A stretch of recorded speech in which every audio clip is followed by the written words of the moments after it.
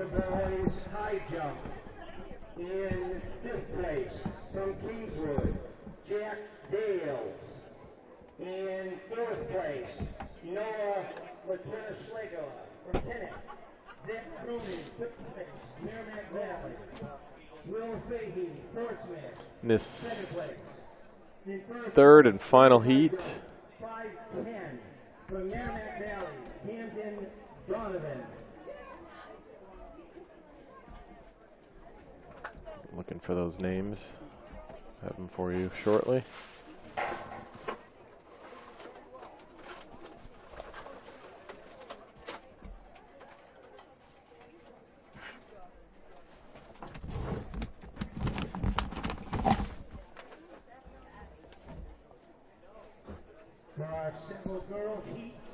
The outstanding performers for today's meet are going to be selected by coaches through a vote when they all meet together at the end of the meet. So we'll be looking for multiple event winners, any record breakers, meet record breakers. Looks like there is no 3rd heat of the boys 100 hurdle trials. We are instead going to move to the girls 100-meter hurdle seeded section. There'll be 3 of these seeded sections, the winner of each heat, and then the next 3 best times will advance to the finals. In this first heat is Corinne Kennedy from Lebanon.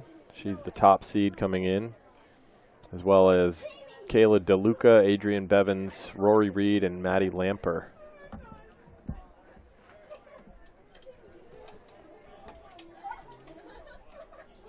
So Corinne Kennedy coming in has the state record in the 300-meter hurdles. The meet record in the 100-meter hurdles was set back in 2011 by Ginny LaValle from Sanborn, 15.10 seconds.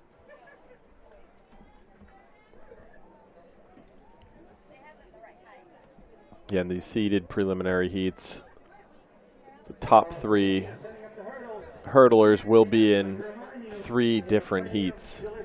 So Corinne Kennedy, Molly McCool, and Caitlin Koval are top 3 seeds coming in. Each of them just trying to win their heat to advance to the final later today.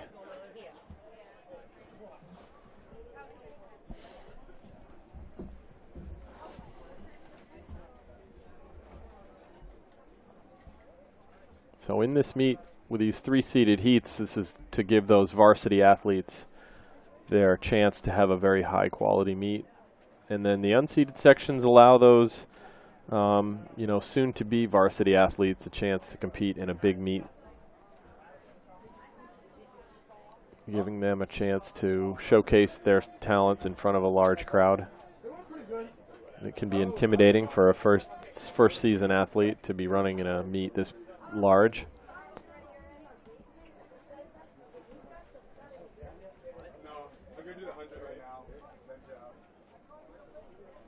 Just waiting this first girls heat. We do have team awards today. The 2 top teams both getting awards, plaques, as well as the individuals in 1st through 6th place all get awards as well. The white flag is up. Looks like we're getting ready for this first girls heat.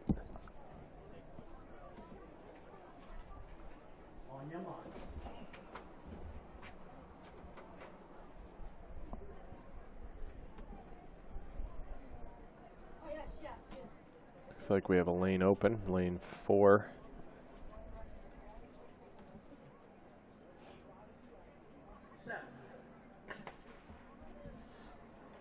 Lane 6 also open. Oh, no, we don't have Corinne Kennedy in this first heat. So I wonder, so lane 3, that was Corinne Kennedy.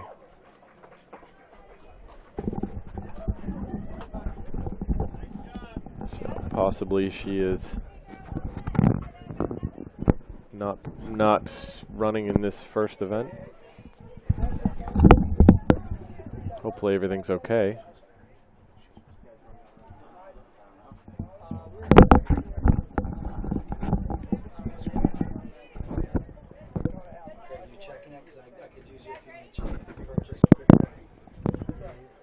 In the second heat, we have Molly McCool, Caitlin Capizzuto, Eileen McKenna, Brooke Clooney, Evelyn Fisher, and Erin Casey.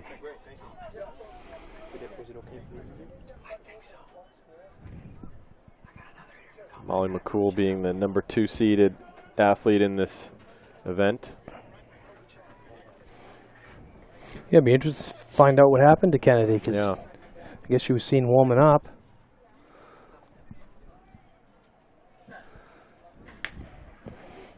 Good start for the second heat. McCool easily pulling into the lead. Yeah, she looks smooth. She looks huh? very smooth. Yep. Cleared every hurdle. Yep. Michael Newton of Pembroke, 4th place. Jonathan Moleman, Brown, 3rd place. Mitchell Hemmer of Milford in 2nd place. And John Rollo of Bow, 1st place. Greg, he just read the unseeded heat as the finals for the hurdles. I don't know if that matters.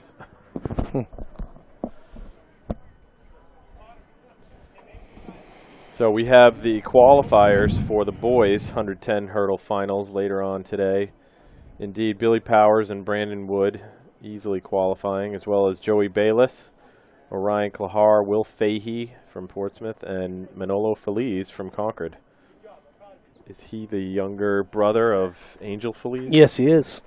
Angel was quite a stud athlete himself, multiple state champion in the 100 and the long jump.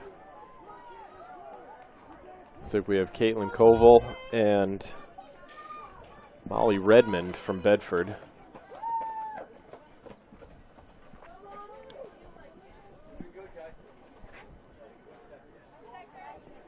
Redmond winning that third seeded heat. And Bedford's got some good hurdlers. They do. They have some great athletes just overall. I mean, Leah Salas just won the Yep. Penn Relays, At 4:52 the mile. other day. Yep, that's right. That's quite an accomplishment.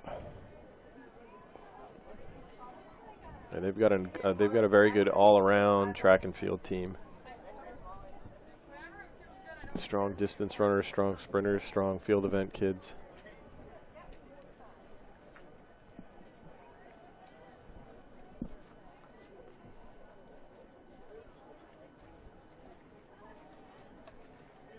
Ever since they made the move to Division 1, Yeah, they've been done dominant. very well.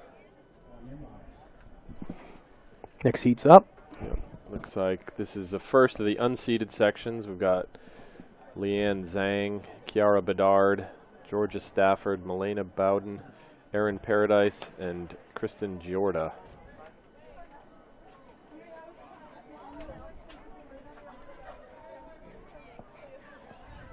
Couple of good hurdlers in this heat.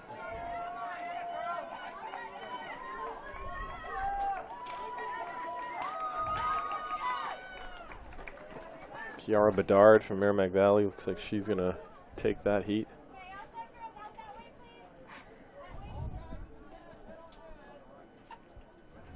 Excuse me, Georgia Stafford from Kennett.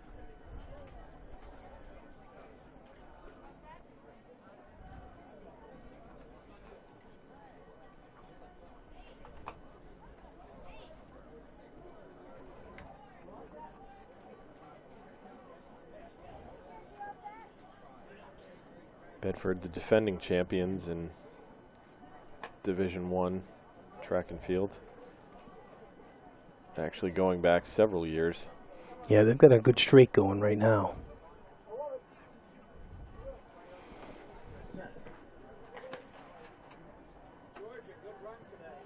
Next heat's coming down. So we've got Genevieve Hanley and Lydia Concannon, both from Oyster River. Chloe Sena, Emery Bayer, Annie Kopp, and Emily Bean.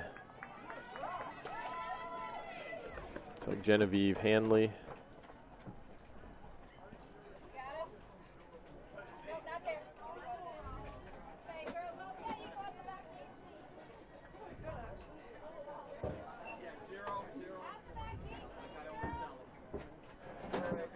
Actually,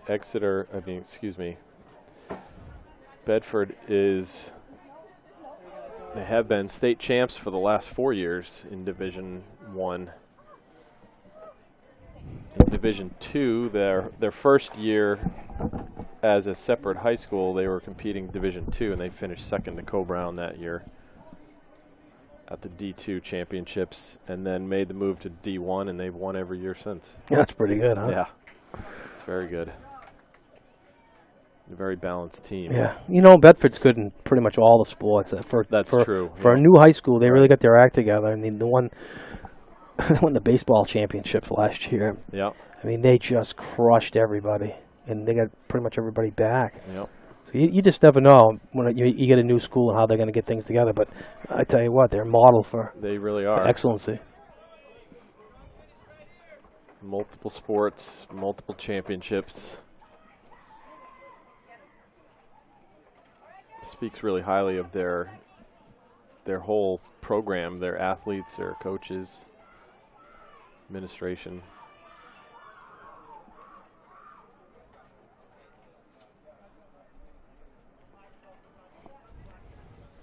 That was looks like our final, or do we have one more heat of the girls?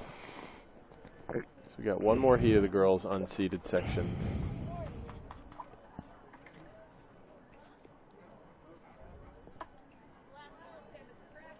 And then our next event would be the boys 100-meter dash. Seeded heats. Again, 3 heats of the seeded boys 100. Here they come next. And then 3 heats of the girls seeded. Top athlete in each heat, plus the next 3 best times will go to the finals. It's like in this heat, we've got Kiera Dean from Halls Brookline and Rebecca Hinrichsen from Co-Brown.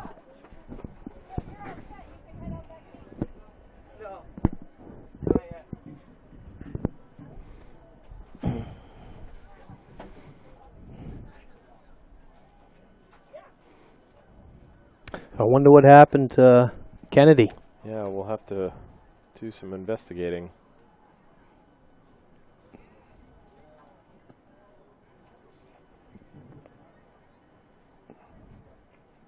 Yeah, she had the best time coming in, almost by a full second over Molly McCool.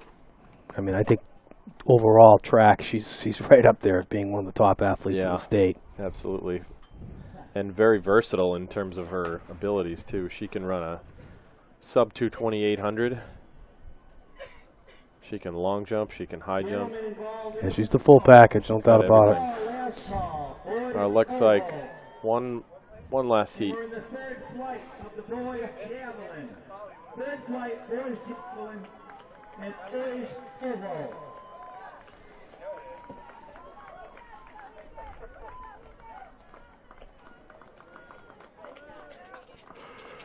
Again, these unseeded and seeded heats being broken up like this, giving those top athletes a really good, high-quality meet to compete, and giving those kind of up-and-coming athletes a chance to compete as well. Exactly. It's just as important to them, It is. kids, as it is to the top athletes. That's right. That's how you work your way up the system and figure it out. It's by more experience, more races.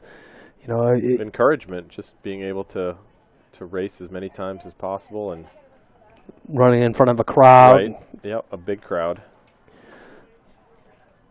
You know, it's a little different than the Tuesday meets when you've only got, you know, you compete against one other team or maybe a couple other teams. Or maybe just your own teammates. Right. Next event are the boys 100-meter dash, followed by the ladies 100-meter So the dash. first 3 heats of the boys seeded 100.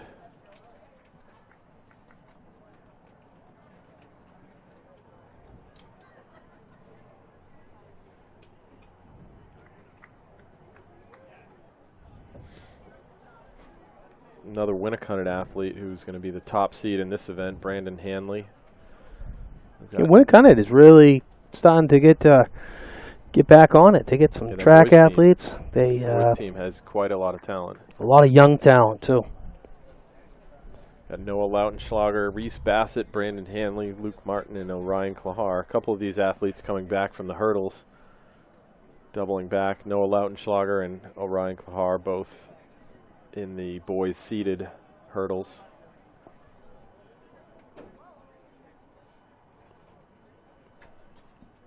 You think they'll be looking for the hurdles out there? Might be. Might be. Where'd they go? That's it's tough to break some of those habits, especially in the start. Most of the hurdlers are looking to come up a little quicker in the start than the straight 100 dash. Exactly, to meet that hurdle.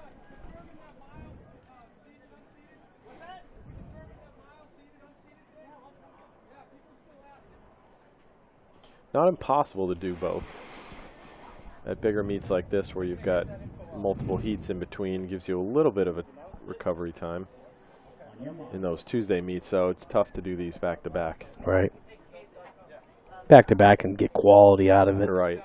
You know, sometimes those Tuesday, you just got to go through it like a workout, and you know, it's part of it's a glorified speed work. Glorified practice, yeah. And these invitationals where you want to show your stuff, figure things out before it really counts. But even those Tuesday meets have their place for these sprint events to really get used to a starting gun and have to perform on command. So Brandon Hanley winning that heat comfortably.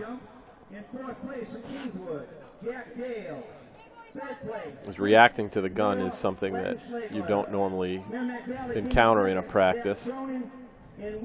Can make a difference. We've already seen 2 false starts in these sprint events.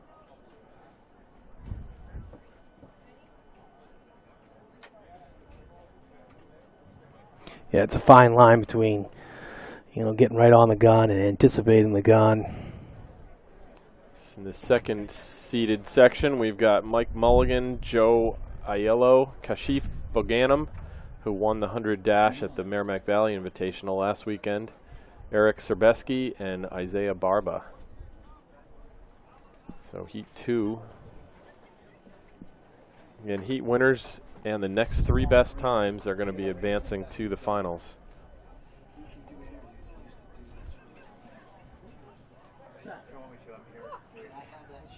Nope. We got another false start. It's like a couple of those athletes wanted to run the full race.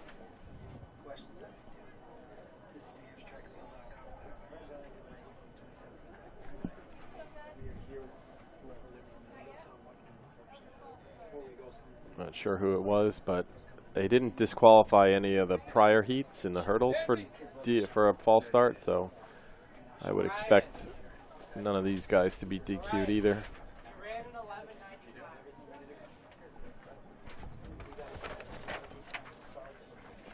It does look like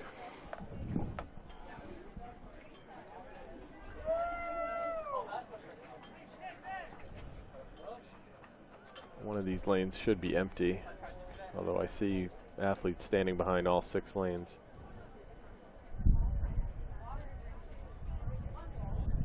Well, maybe only 4 athletes in this heat. Good start on the second one.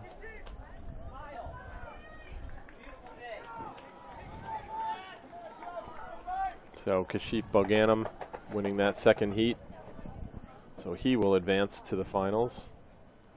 We'll wait to see who else will make it. How's that going, boys? 11.61. It's a good time. Yep, nice quality time. He came in with an 11.62, so 100th of a second improvement. Yep. Third seeded heat, we've got Brian Bushnell, Keyshawn Rowell, Colby Smith, Connor Manning, Eddie O'Brien, and Justin Lombarda. Saw Eddie O'Brien and Connor Manning last weekend at the Merrimack Valley Invitational as well, both doing well.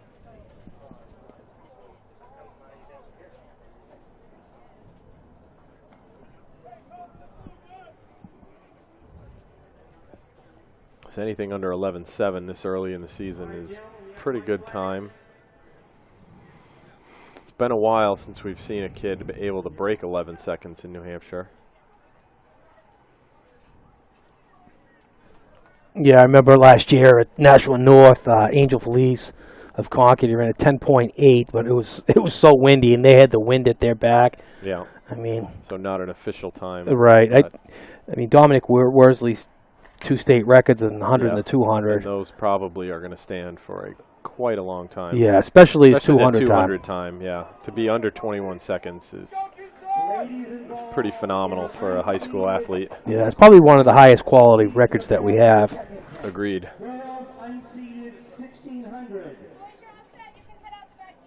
20.92.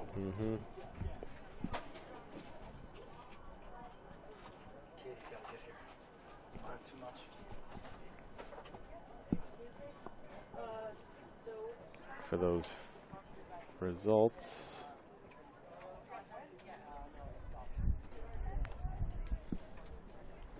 So that's the third and final seeded heat, and now we've got some unseeded heats to follow those up.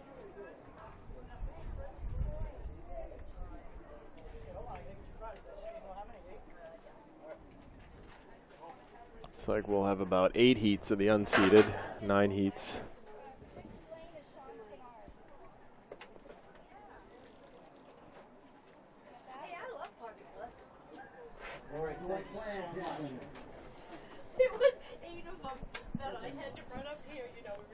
It's like Gordon Hoyt, Christian Oglesby, Noah Williams, Tyler Sands, J.J. Kennedy, and Sean Spinard in the first unseeded section.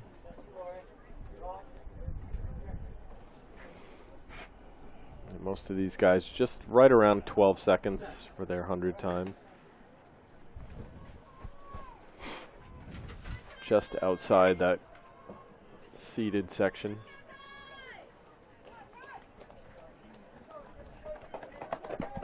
Tyler Sands from Conant. So even if one of these athletes does run a faster time than the seeded sections, they will not advance to the finals. Unlikely that it would happen, but it is possible. 11.98 for Tyler Sands, winning that heat. Tyler looked good in that. Yeah. He looked very strong. A big, strong kid.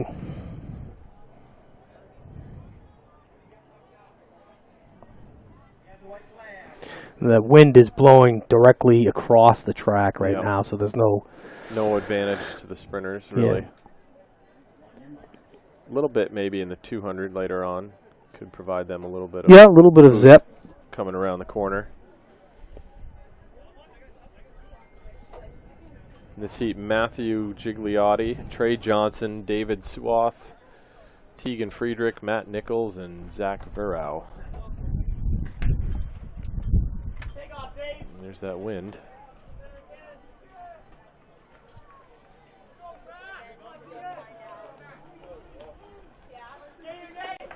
Matt Verow, or Zach Verow, excuse me, from Bedford.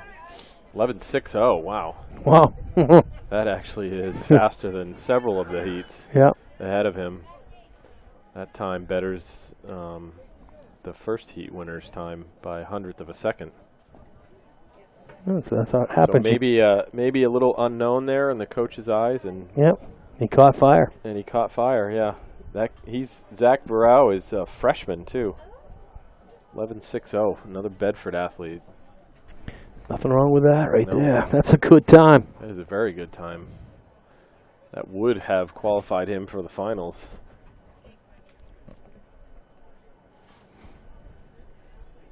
The next heat, we've got Alex Hernandez, Victor Garcia, Joe DeLuca, Aiden Westerberg, Nick Travers, and Cam St. Hours. Looks like 2 of them stopped running. I didn't hear a second gun, so I don't think there was a false start. Not sure what happened with those athletes in lane 1 and 2. I don't know what happened. I don't know if the ice cream truck pulled up and they decided to stop for an ice cream or what. Yeah. That's too bad for them. I That don't is know too bad. what went on there. Yeah. Yeah, you always want to keep running. Yeah. Until you hear several gunshots trying to call you back. Yeah. Don't just assume. Right.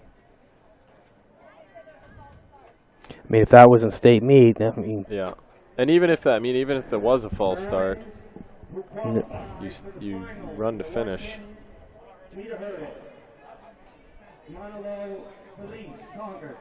Will Fahey Portsmouth. Looks like we have our finalists for the boys 100. Co-Brown. Oh, that's the hurdles, excuse me. Brendan Wood, Merrimack Valley. Yeah, they announced it wrong earlier. Now they're correcting it. Right.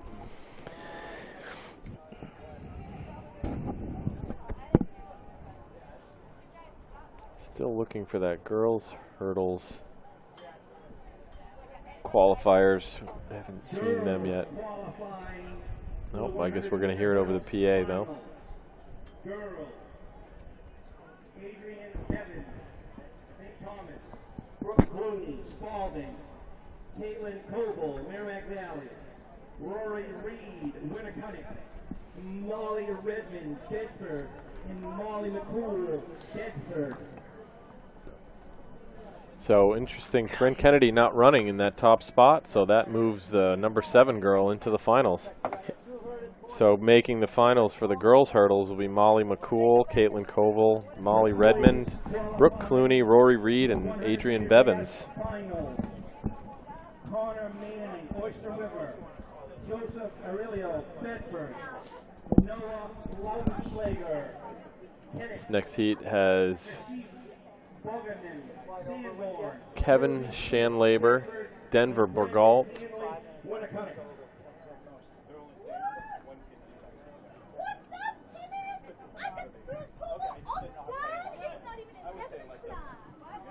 Michael Welch, Corey Weston, Ben Hooker, and John McCartney.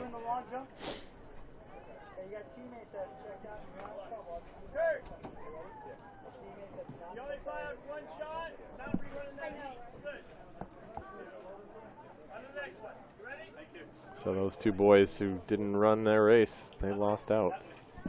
Yeah, I don't wonder what happened there. Yeah. What the confusion was there. Maybe there was a false start. They heard it and the others didn't, but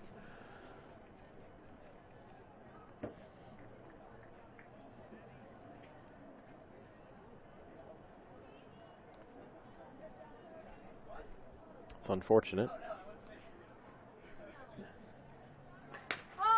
But again, life lessons. That's right. That's right. Looks like we got an open lane here. It's like Corey Weston from Guilford is. Those are our next events. I hate to see that, but that's why these meets are run early in the season. You got to learn the rules. Sometimes it's better to learn them That's right. in an invitational than it is in the state championship. Oh, I absolutely. remember last year, Concord had an incident with a relay team where someone had cut across the track. Oh, and right, at the got Merrimack Merrimack. invite. Yep. And you know, And they won. They won the 4x4 relay, but then were DQ'd. right. And the way I look at it is, would you rather have it there or would you rather have it in the state championship? And, you know, and the same thing with, I've seen kids in the past throw the baton, Yep. 4x4, Or swear right as they finish. yeah, all sorts of things. You got to Yep. you got to keep your composure. You know, you're on a team, Right. and It's not about you. right. And sometimes that happens. Mm-hmm. But you're better off learning an invitational than you are in the state championship. That's very true. This next heat, we've got Bert Prince, Jordan Fuller, Ben Johnson, not the Canadian sprinter, Nick Baston, Will Davison, and Mac Whitworth.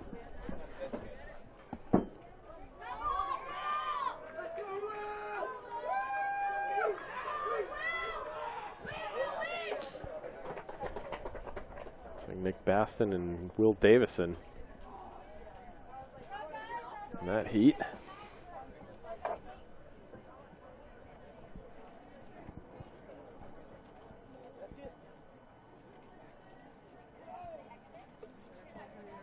.12.38 for Will Davison.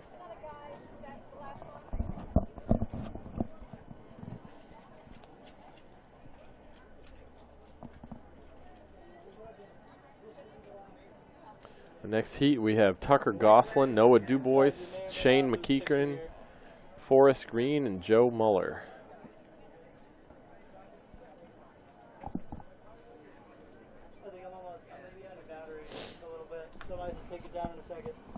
This heat's away. Oh, excuse me, they're not. I thought I heard a gunshot.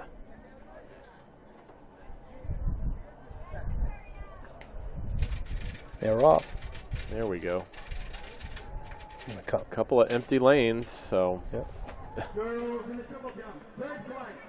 these athletes just decided they don't want to show up to their race. It's unfortunate, especially for the kids who maybe don't know again, but you want to learn these rules. You want to learn the rules early. You keep making mistakes, you don't want it to be in a meet where it really, really counts. You think we're going to have an overcast day for the rest of the day?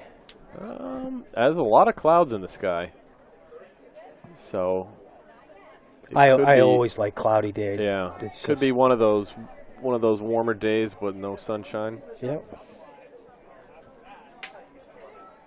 Still a day where you got to be hydrating, you got to keep yourself covered. So even without the sun, you could still get burned. Oh yeah, absolutely. It's still a bright day, but Yeah, it's still early in the season Very after early, a long yeah. winter.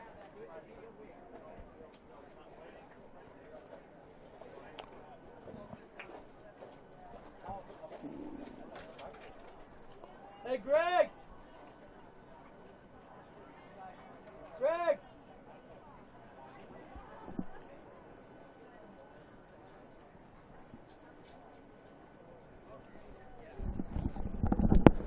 You want me to get him for you?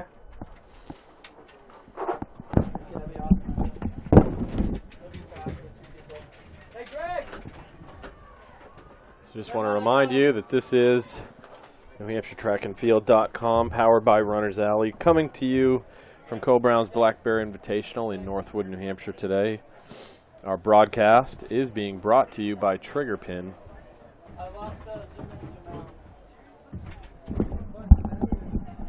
And at this invitational, we have a rather unorthodox hurdle and dash qualifying procedure. They separate out the top 18 athletes into the 3 seeded heats, and the qualifiers for the finals will come from those first 3 heats. And the remainder of the heats will be unseeded, and the athletes will not be advancing. Kind of similar to the way UNH does their indoor track meets in the winter. So they have the best athletes in the first heats where the qualifiers come from. Looks like we have the girls 100 dash next up on the track. We've got Marina DiPrizio from Spalding, Dominique Biron from Bow, Jordan Meyer from Plymouth Regional, Taylor Moeller from Nashua South, Hannah Meekole from Bedford, and Mabel Mackey from Co-Brown. So the first seeded heat of the girls 100 dash.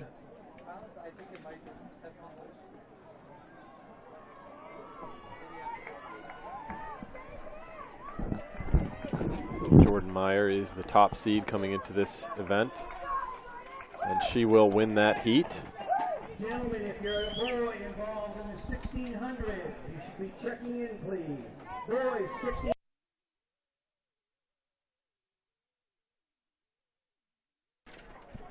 Bring it down. So winning that first heat is Jordan Meyer from Plymouth. Boys in the unseeded 1600, please. Unseeded 1600. Dominique Biron is The second. seeded race will take place after the break. Again, we're seeing several empty lanes, especially in the seated section. That's very odd.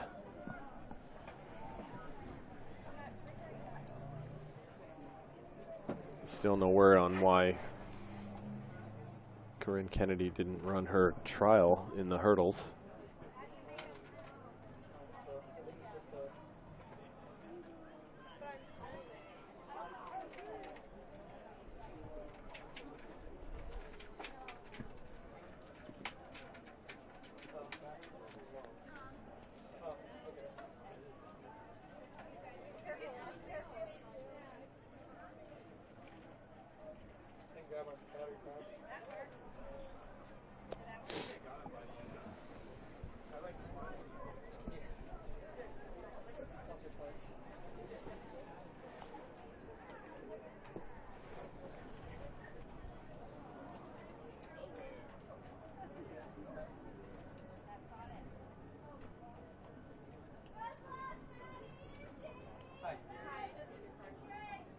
Do we have any results from the field events? Looking for field event results. Far, I think we've only had the boys high jump. And is that all completed? Yeah, that one's all done.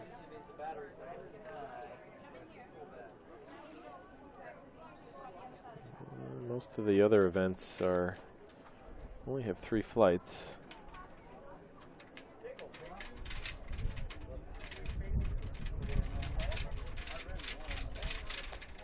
We're seeing the boys javelin moving pretty quickly.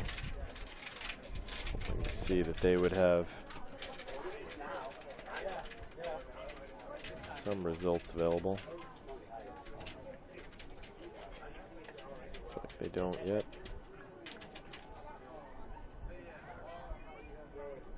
We'll certainly be looking for those field event results as the day moves on.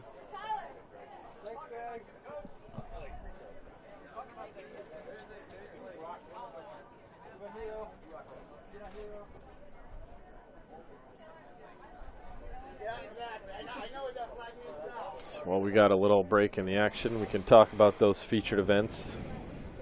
The long jump and javelin are both featured events on the field event side. So looks like we are still contesting the boys javelin. On the track, we've had one featured event already, the 3200, and we've got a 400 as the second featured event coming up a little bit later on in the meet. It's like we're ready for the next heat of the girls seeded 100. In this heat, we have Selena Gauthier, Ziana Twombly, Chris Maley Borg, Frankie Getman, Amy Arena, and Mariah Craig. And that's going to be Chris Maley Borg from Nashua South, followed very closely by Ziana Twombly from Oyster River, the younger sister of the current state record holder in the 100. 12:99. That's a decent time. Good early season time. Yep.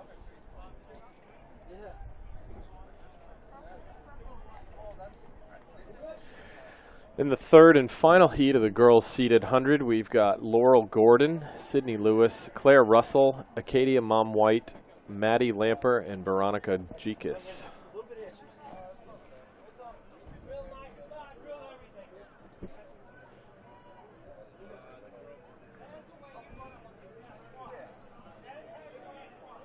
In that first heat, I think 2 athletes were not competing.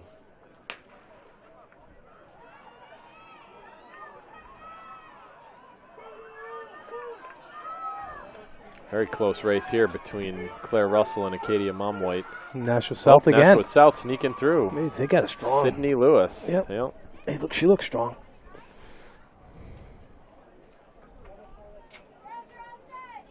Good times. Again, these top athletes not really wanting to give every last effort in the preliminary heats, just enough to win and then save a little bit for the finals.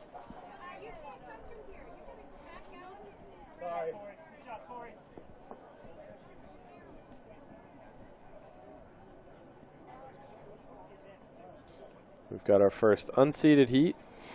Melina Lafreniere, Corinne Robitaille, Johanna Aroma, Sarah Paderello, Amelia Concanon, and Marceli Bonilla.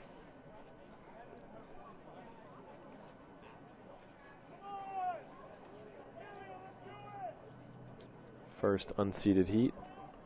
What were the times for that last heat?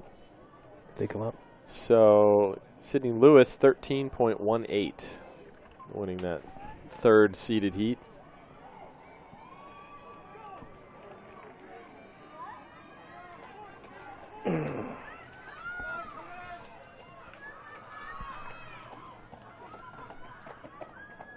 It's like Johanna Karoma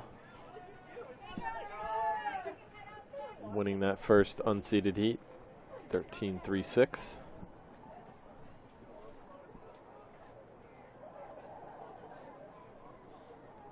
Waiting for the boys unseeded. Here we go. So qualifiers for. The kid had the fastest time too. Yeah, he did. 11.6. So, unfortunately, not gonna make the finals. But yeah, Zach Verau, 11.6.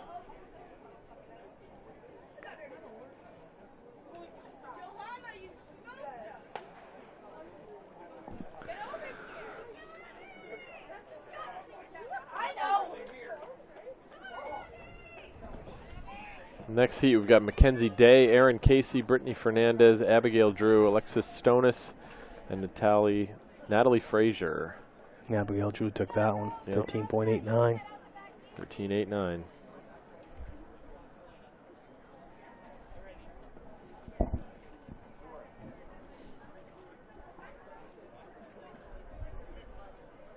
Well, that's unbelievable. The kid from Bedford, Yeah. freshman, runs the fastest time by, Yeah. and he won by quite a bit. Yeah. He won by 0.2 of a second.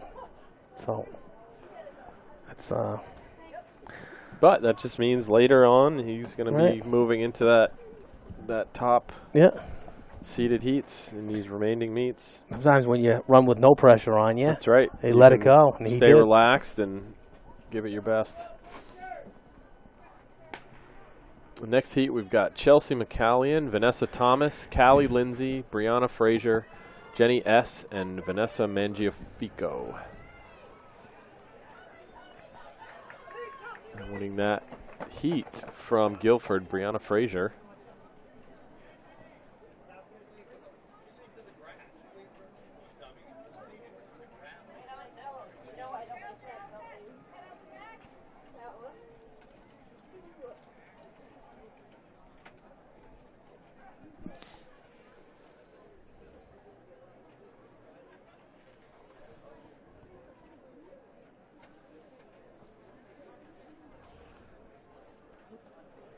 Get the next heat on the track.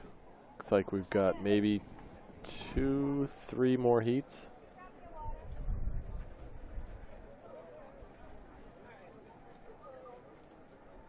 We got this heat plus 2 more, I think.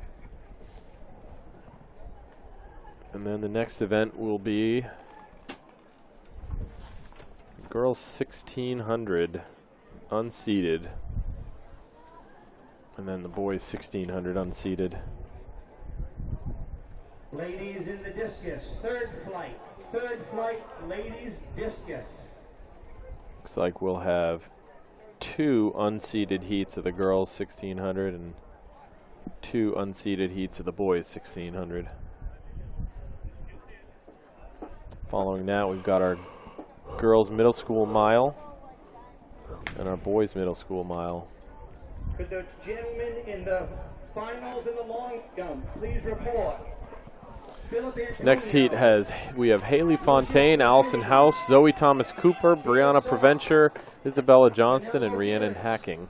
Trey Johnson, Chris Caputo, Connor Manning. For finalists in the boys long jump, please. Hello, I've been told to report over here.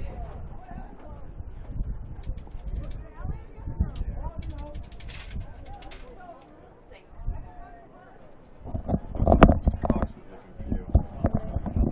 I don't know.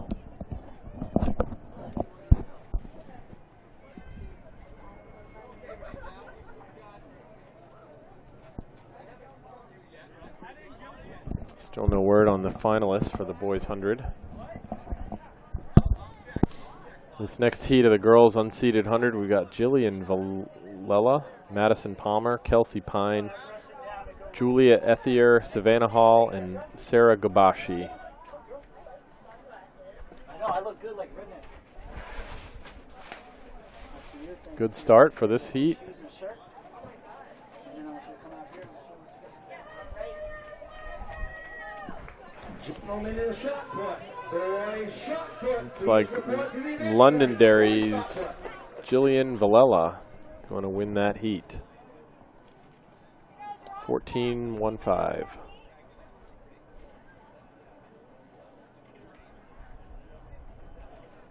So these unseeded heats, just a chance for these up-and-coming, aspiring varsity athletes. Get them a chance to run in front of a crowd. Get them more comfortable in a big meet situation. Again, you don't want to be making mistakes at those big state meets. It's nice to like not showing up for your heat. Yeah, it's nice to be competitive with your, the kids that are around you too. Right. I mean, sometimes you get stuck in the heat and the kids just blow you away completely. Yeah, that's no fun. No fun. And in our next heat, we've got Catherine Cohen, Madison Tortorella-Lewis, Michaela Maloney, and Samantha LaPetrie. And that's going to go to Michaela Maloney from Winnicott.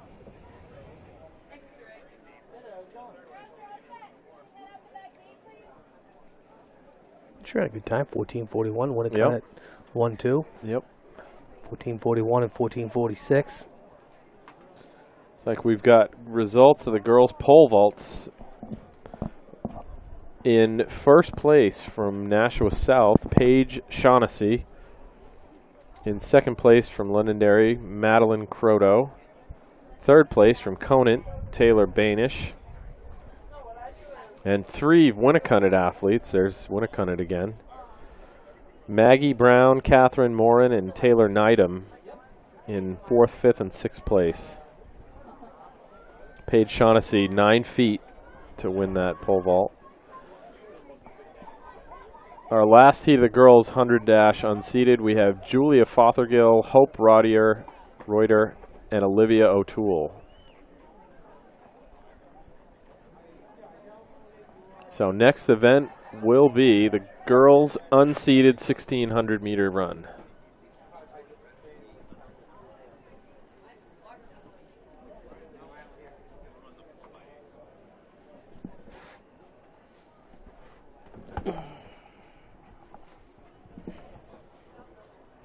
The heats are going to run fast to slow today.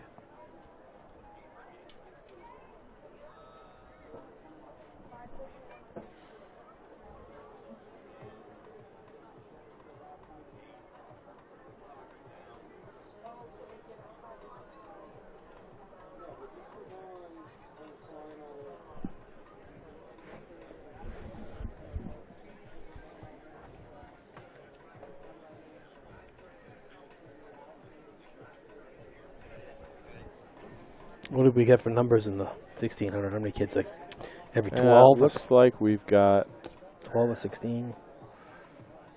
The first 2 heats are going to have 21 and 18. The seeded heat's going to have 14. For the boys 1600, a heat of 18, a heat of 20, and the fast heat will have 14.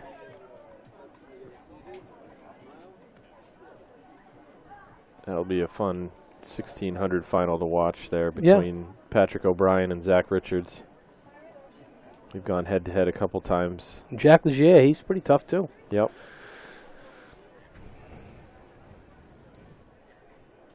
I mean, there's no doubt about it. Patrick O'Brien is the class runner.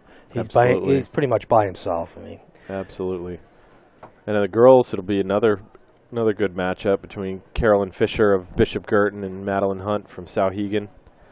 Allie Pratt coming back from the 3200 as well. Yeah, in that one, if Madeline Hunt can stay close to Carolyn Fisher, that's the whole thing. Madeline Hunt's got an unbelievable kick. Yeah. But Carolyn, she's for a freshman. She's a machine. Yeah. There's no shortage of distance runners. No, quality distance runners. There's not many states better than us right now as far as quality. There are not. Per population. Yeah, with Layla Salas and Carolyn Fisher. Jackie Gone. Yep. You know, and you look at the other ones. Any other year, be superstars. Julia Robitaille ran a great race today. Yep.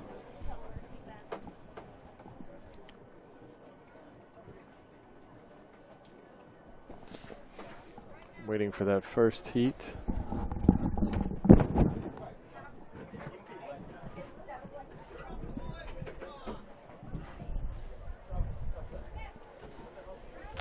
Once again, I'd like to remind you, this is NewHampshireTrackandField.com, powered by Runner's Alley.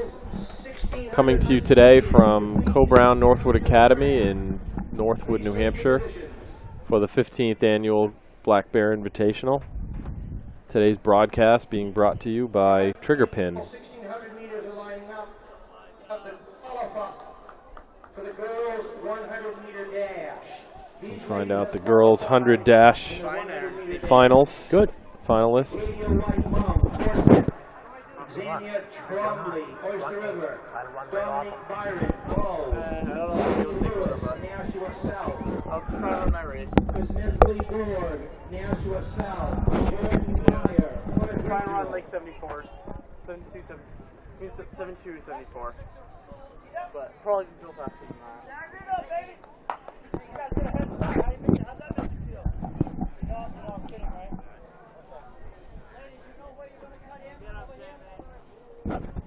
So qualifying for the 100 finals later in the meet today will be Jordan Meyer, Chris Maley Borg, Sydney Lewis, Dominique Biron, Ziana Twombly, and Acadia Mom White.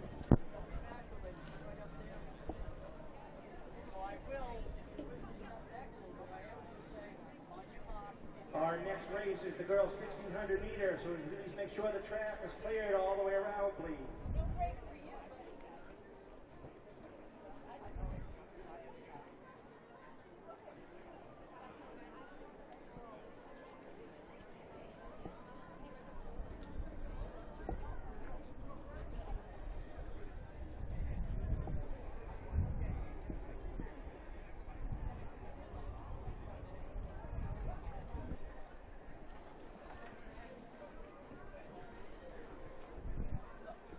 Waiting for the start.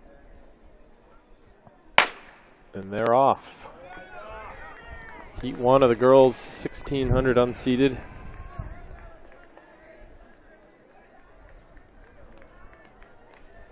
And will we have 2 unseeded heats? 2 unseeded, yes.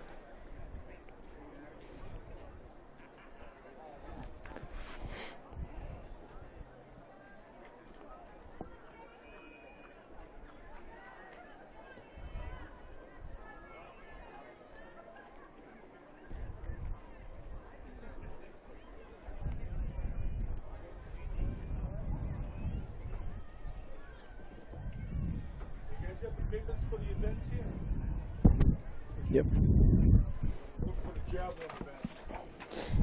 No, I need the scoring sheet. Oh, the scoring sheet?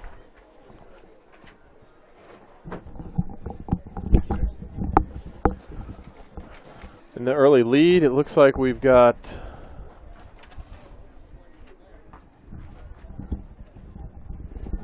from Plymouth.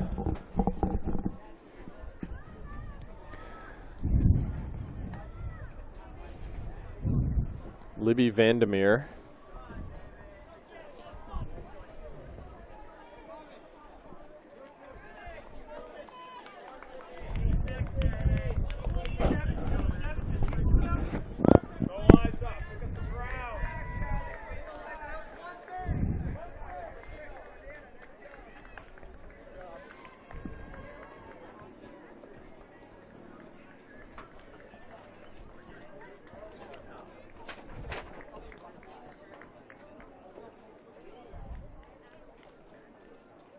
Let's start to string out now.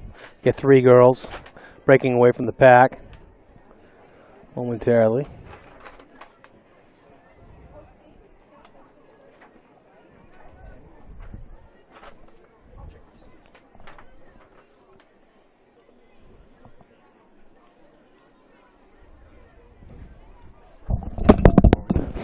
And the result of the girls pole in 6th place, Winnicott, Taylor, Idle. In 5th place, Winnicott, Gavin Orion. 4th place, Maggie Brown, Winnicott. Jimmy Mack is a great man! One of my fans. Taking over the lead now from, looks like Nashua South. Nashua South, with a height of 9 feet. In the ladies polo, today's winner, Paige Shaughnessy. That'd be Jamie Conmee. Starting to get a little breezy out here now. Yeah, the wind's definitely picking up. They're right on 6-minute mile pace. Yep. So that's a good quality run for a first heat. Yeah. Again, the goal of these unseeded heats is just to give those younger athletes, the ones that aren't quite at that varsity level yet, a big meet experience. And like we've seen in a couple of the preliminary heats, it might just be the jump start some of these guys need to really make it to the next level. Exactly. These three girls have seem to have broken away from the pack, but that's a huge pack coming up. If they can get their act together on this lap right now, they got to make a move pretty quick here to get back into the hunt. That is a big chase group. But there's a lot of power. It's just Yep. it's kind of like the Tour de France. Just because you're out front doesn't mean you're going to stay out front. Right. Yeah, I think that pack's going to come close. Got to watch your back. I think it's going to be an interesting race.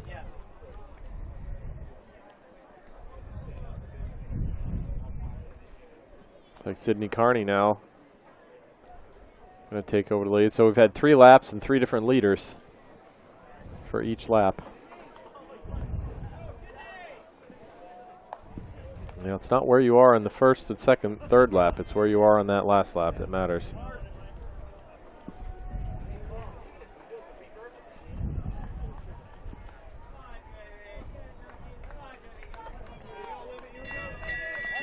That's still Jamie Conmee.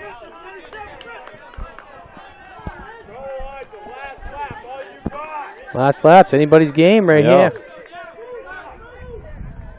Yeah, that other pack caught up to him.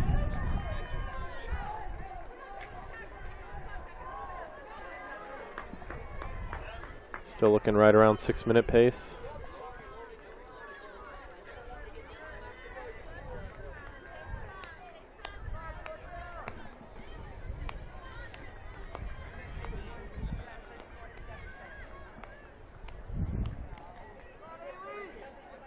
Yeah, there's a lot of changes Yeah, in the pack. that's right. A lot of shuffling around. It's almost like Indian files out there. Yep. What they're doing. That's competition. It's kind of fun when you got plenty of people around you that you're battling with. It's a little like roller derby too.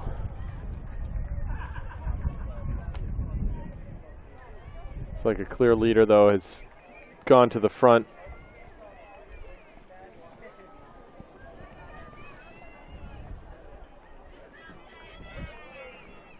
She's gonna be right around 6 minutes. Yep. It's like Hollis Brookline. 5:59. Megan Crampton.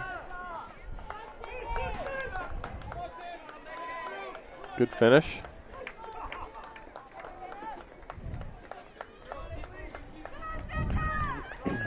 Looking at the second heat coming up. Got Hannah Daly, Sam Kelly Durzon, Kimberly Fountain, Olivia Mullins, Elizabeth Malhot, Emma York, Lucy Freeman, Madeline Keefe, Olivia Marshall, Haley Doherty, Sawyer Cawthorn, Taylor Gray, Lily Jackson, Raven Barnes, and Kimberly Bowles.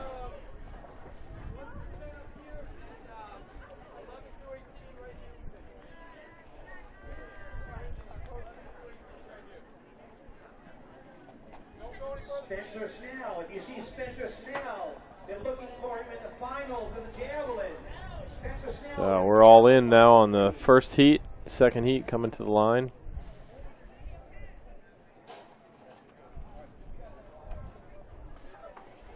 Again, this hurdles 100 and the 1600 are events where they run seeded and unseeded sections, giving both the varsity athletes and the up-and-coming athletes a chance to compete.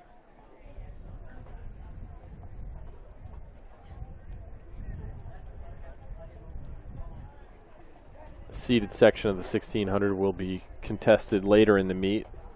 The top 14 athletes being selected based on their times for that seeded section.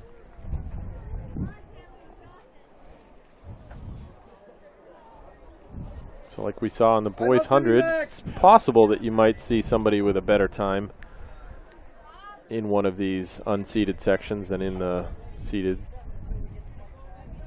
particularly with those the last few seeded athletes and the top unseeded athletes should be right around the same times.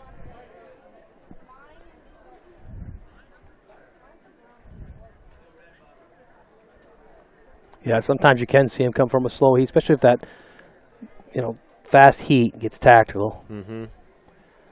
Although I can't see any of the unseeded athletes beating either Carolyn Fisher or Patrick O'Brien. No.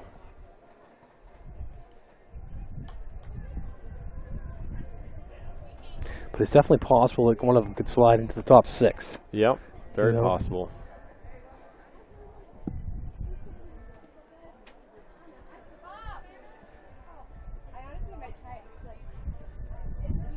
Some nervous tension going on. Girls they had to remain motionless for the start so that everybody has an equal opportunity. It looks like they're away cleanly. For these bigger fields, the 1600 and the 800 will feature what's called a barrel start, where they have about half of the field lining up in lane 4, and they run one turn of the track in lane 4, and then they're able to cut in toward lane 1. And it's a different type of a start than you would have off the normal waterfall. And you don't necessarily want to cut directly into lane 1. You can ease your way over as you go down the straightaway.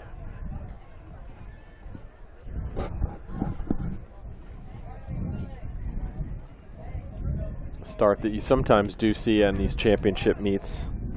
So having exposure to that before the state meets can be a good experience for some of these first-year athletes. And a good reminder for some of the veteran athletes too. Right, you want to see it. You want to see it before you attack anything. These girls are running pretty good. Yeah. They're running 5:20 pace right now. That's great, yeah. Because you run a 5:20 in this heat, you're definitely going to place. Oh yeah. If they're able to hold in onto that pace, that would definitely put them into the top 6 overall. And then it also forces the hand of the other kids to run fast. Yeah, it does. I remember back, I think it was 2008 when Matt Paulson and Alex Hall from Central yep. went down to New England, and they were in the third heat, slow heat, and they won the 800. They went 1-2. Paulson led it the whole way in the last 154-ish. 153. 153. Yep. Paulson led the whole way except for the last step, and Hall nipped him at the end. Yep, and it was great for Hall. His mother had passed away just recently, and to me, that's one of the greatest races. I'll never forget that race. 2008 or 2009? Yeah, it's right around in there. Yeah. Hall was a senior, and Paulson was a sophomore. Great milers too. Yeah, absolutely. I would say that Paulson was like a 4:13, 4:14. Yeah, he actually won the year. Central went 1, 2, 3, 4:12. Craig Brown was 4:15, and Sinot was 4:17.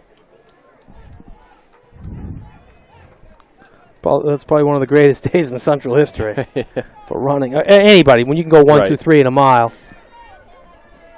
Although Dominic Worsley winning the 100 and 200 at the New England's a couple years before that was a pretty good day for them too. Yep. And I think their boys 4x1, I want to say, was on the medal stand as well. Yeah, Central's put out some good athletes. They had a couple of fantastic 100-meter dash kids that year.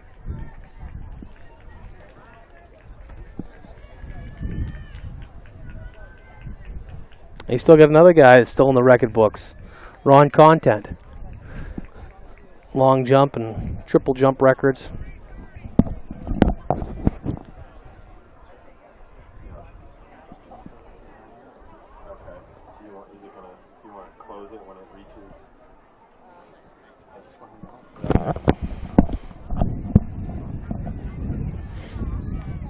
Yeah, that's got to be one of the oldest state records on the book still. Yeah, he was an unbelievable. He was a couple of years older than me, but just an absolute pure athlete. Yep.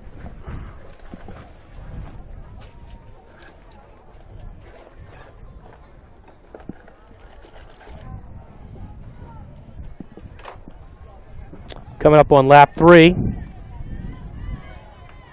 Timberlane and Merrimack Valley. Yep. That's Emma York from Merrimack Valley and Olivia Mullins from Timberlane. So they were 4:17, 1,200 meters. Mm-hmm. So they slowed a little bit, but still a good run. They're both coming in at about 5:47 for their seed time.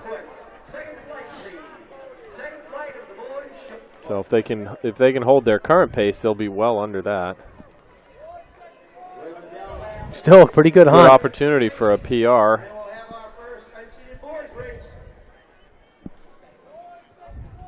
The other thing about some of these Tuesday races, the kids are doing 2 to 3 events even at the middle distance, and they don't always get to run fresh.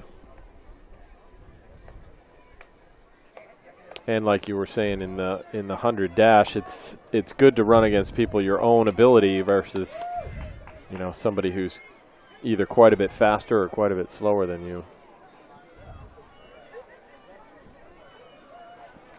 Like this girl from Merrimack Valley is normally probably running against Christy Schofield, who is one of the best milers in the state. Right. These girls are going to run right around 5:40. So yeah, that's a good time. Looks like 5:42. Yeah.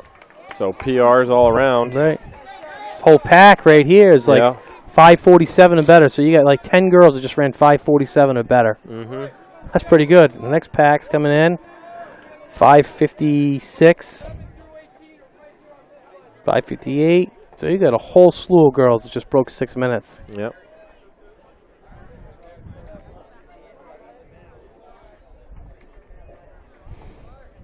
So up next, we should have the first of 2 unseeded boys 1,600 heats.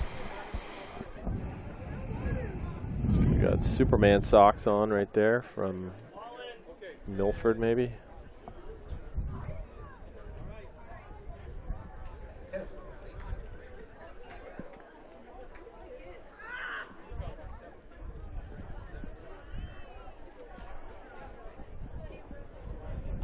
Sanborn, Flash feet. Yeah. Hey, speaking of Superman and Flash, I mean, if they were really going to race off, you know, is Flash just a sprinter, or Well, I don't know. Would Superman have to keep his feet on the ground? Yeah, I don't know. I've always wondered about that. In order to be considered a race, I think he'd have to be in contact with the ground at all times. I've always wondered that. I always thought, you know, a good fight would be Batman and Spider-Man too.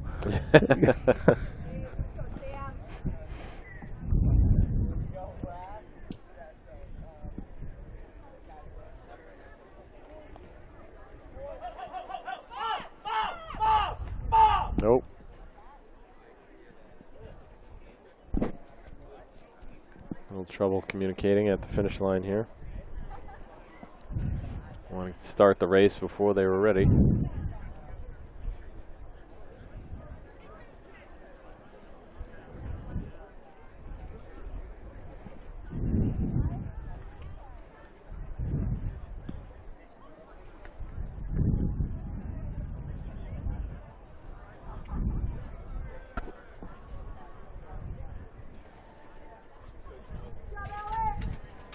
Oop.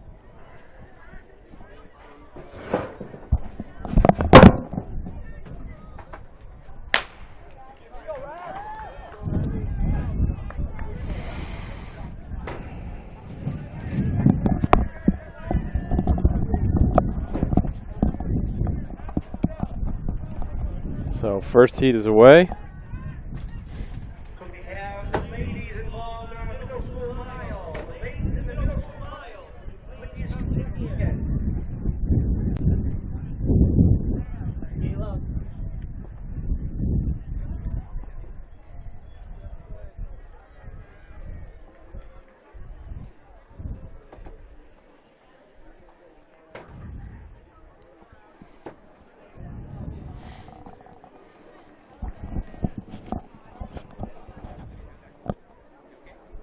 These guys are taking it out pretty hard.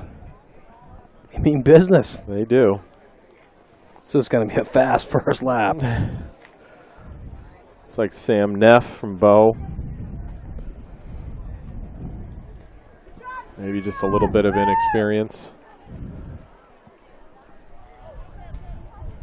A 4:40 pace early on. Yep, 4:40. We'll see. Let's see if he can hold it. Yep. Sometimes being out in front of the crowd just makes you a little over anxious and a little. Get a nice little adrenaline dump. Yeah.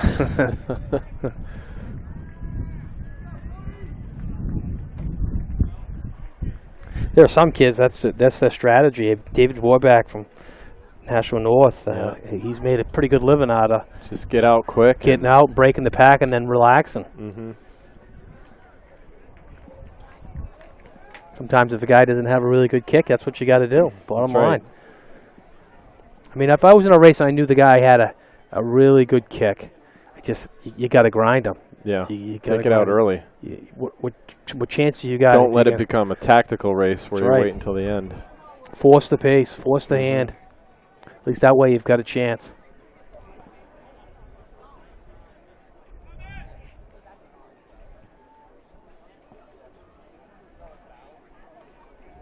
This kid, he's holding on pretty good though.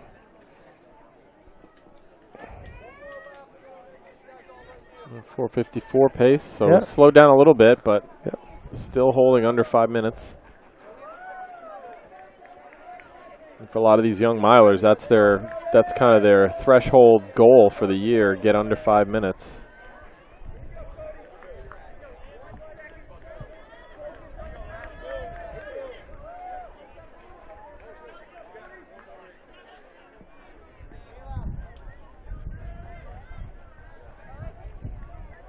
New Hampshire over the years has had no shortage of great 1,600 meter runners going back decades. Yeah, they've had some of the best. 4:07, Hernandez, Bishop Curtin, Jason Vanderhoof. Before them, John Mortimer, Matt Downen. Yep, some really good ones.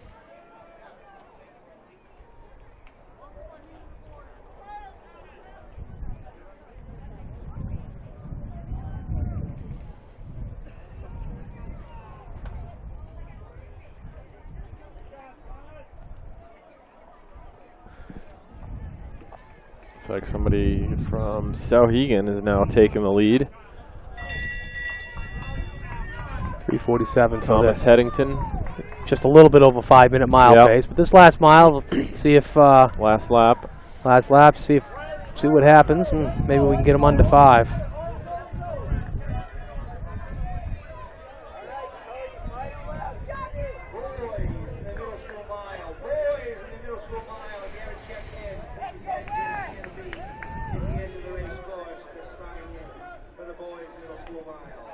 Coming up after the boys unseated, we've got 2 of the featured events, the girls and boys middle school mile, featuring son and daughter of meet director Tim Cox.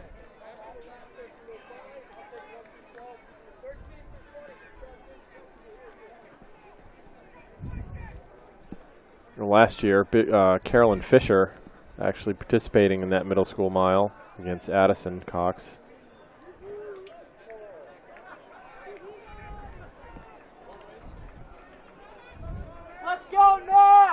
This year coming back in the seated 1,600 for Bishop Curtin. 5:02, 5:03. Right at 5 minutes. 5:07, so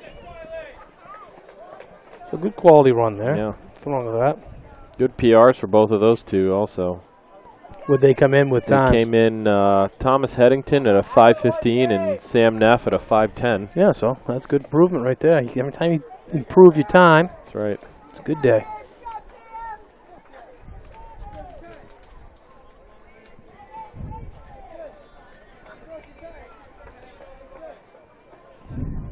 This next heat's got Ryan Devine, who won the middle school mile last year. Right. Also, Tristan Jardin, James Nash,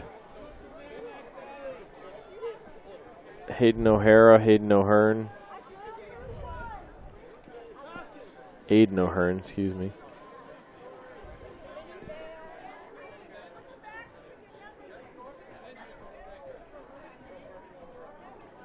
So most of this heat comes in seated under 5 minutes, just under. Hey, Peter, did you happen to see Jimmy Mack today? He looks good. Yeah.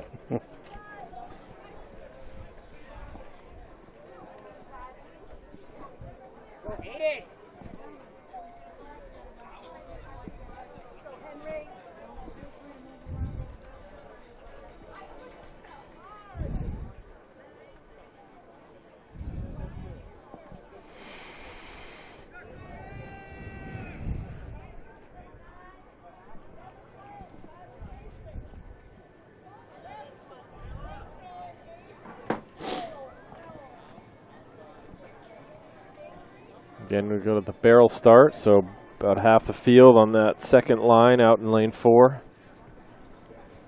They're going to remain in that outside lane until they get around the turn past the discus cage where they can cut in to lane 1.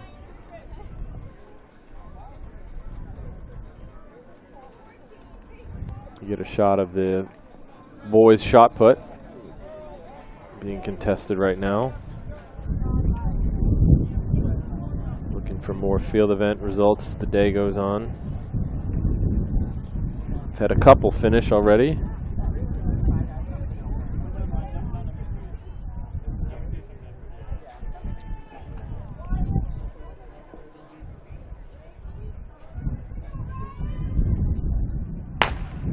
And that second heat is away.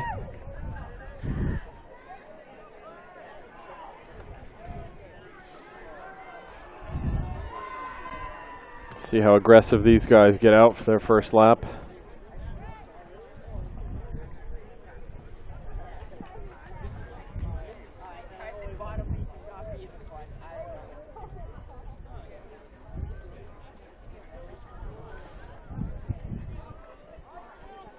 This looks like a very young heat.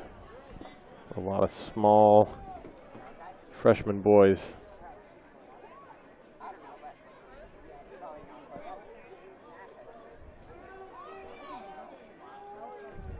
You can never tell looking at the freshman boys that run in these races what they're going to be like in their senior year. Yeah, you never know. You never know where that next kid is going to come out of. Little scrawny guys could turn into the next Alex Hall. Let's go, Hayden! Let's go, Hayden! B! Go ahead! Do it for 10! Ryan Devine up in second place. So they're in 4:48 pace right now. So that's about where these guys were seated. And that was the cutoff. Right. It was a 4:48 for this heat. So that's pretty good. And these athletes probably have a little bit more experience too, so they know to stay within their limits in that first lap and not totally expend everything they had. That first heat went out at 4:40, but finished just over 5 minutes. Yeah, these kids are all running well within themselves right here. So it's good setup to be a pretty good race for them.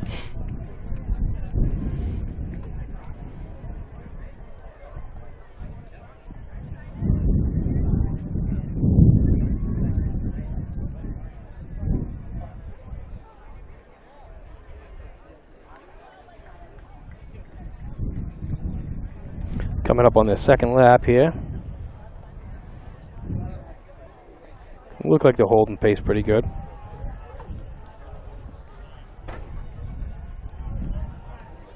There he is! Let's go, Hayden! D! Do it for 10! Go ahead, let's go!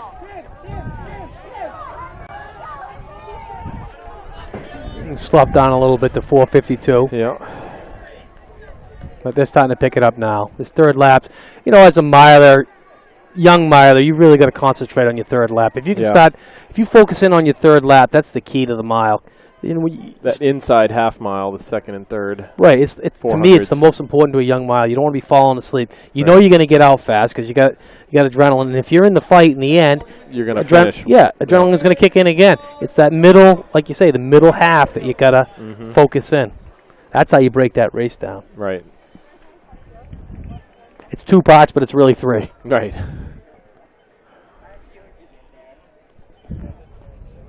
And don't save for the kick. If you're in the No, fight, you're going to right. have a kick. Especially at this young age. Yes.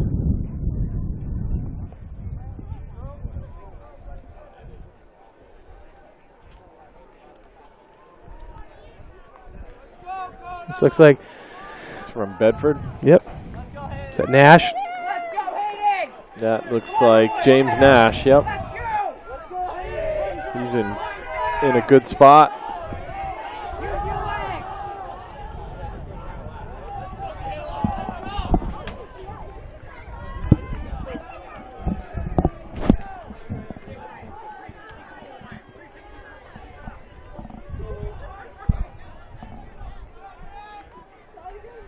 Looks like, is that from Londonderry? Londonderry's Chase coming up. him. Yep. Nathan Seeley. So Nash and Seeley, two of the elder statesmen in this race, both juniors. So again, that extra experience. Get followed by 2 Concord boys. They're going to have to kick it in gear right now if they're going to go for this. I think Ryan Devine's going to win this Devine and race. O'Hearn. Yeah. If you let him in the kitchen, he's going to win this race. I'm going to tell you right now.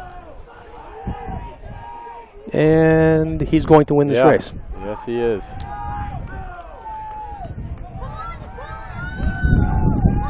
He better run all the way through. I can tell you right now. No stopping early. Yep, 4:49. Yep. Concord won 1-2 in that race. What I mean by letting someone in the kitchen is like he's sitting right down for a meal. Yes. So that was a good run. Good quality run. That was a good experience run. Might not be fast enough to place in the top 6, but you know what? Run the race that you're in. Right.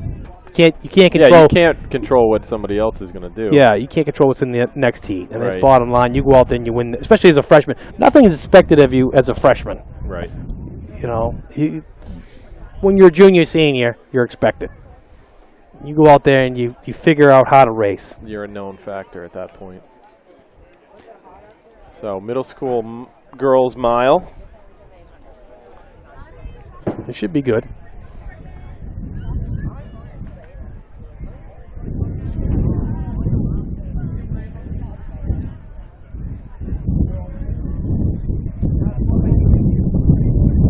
So we have in this girls 16 middle school 1600 Addison Cox, Callie Coffin, Morgan Nault, Fiona Doherty, Sophia Reynolds, Cassie Hemming, Grace Mercier, Rose Goyette, Sophie Sullivan, Abby Halloran, Lindsay Machado, Meadow Gregory, and Victoria Smith.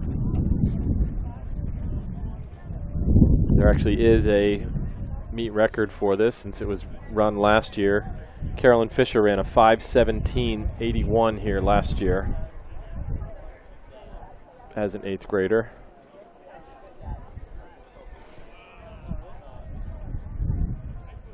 Addison Cox finishing second to her last year.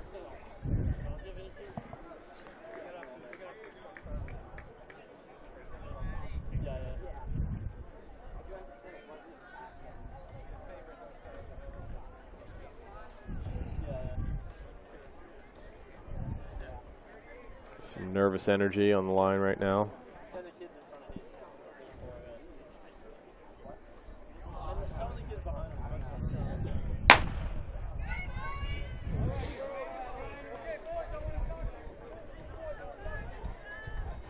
Good start.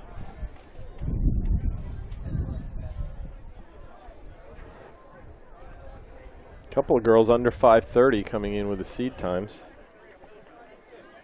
Well, they're taking it out fast. Yeah. These girls mean business.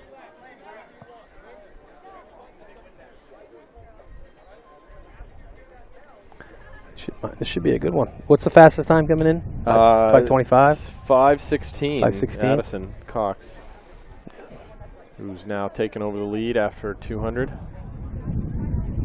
Is it true that Addison Cox was actually born on this track or somewhere on the cross country course? That is an urban legend. I don't know whether it's going to be confirmed or denied, but She looks good. She's running well. Yep. I mean, it's like a basketball player growing up. You know, basketball coach's kid growing Right. up. It Right. When you're around the sport Yep. nonstop, you figure it out a little that's quicker. right. 73. 73. So hey.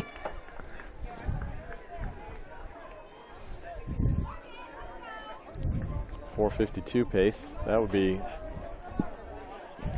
outstanding to see a middle school miler under 5 minutes.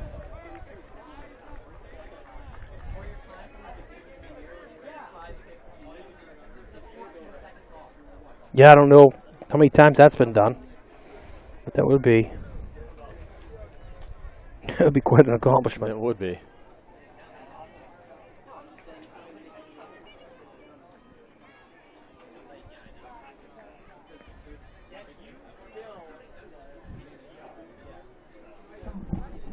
See how she comes through in the 800.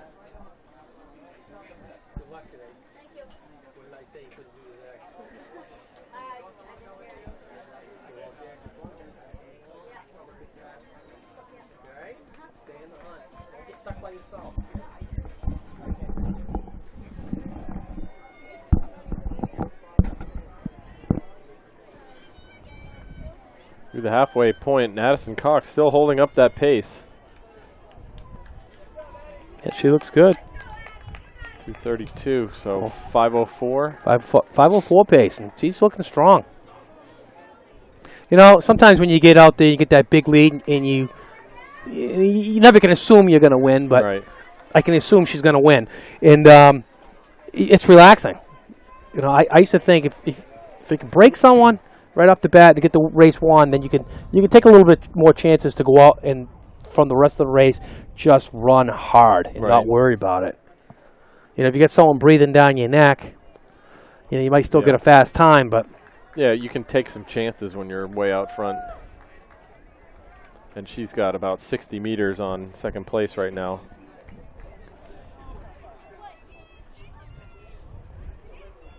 She doesn't seem to be slowing down a whole lot either. She's got a 10-second lead right now. Still got her arms pumping. Yeah, she looks good. She's going to see what she's got for this last lap. Be interesting to see how she matches up against the girls in the seated section, too. She's an 8th grader, will be coming up to high school next year.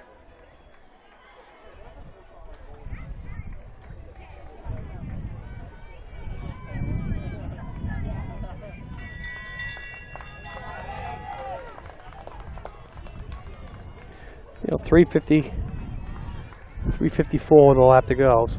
It's right around 5:08, 5:09. Still pretty impressive for a middle school miler.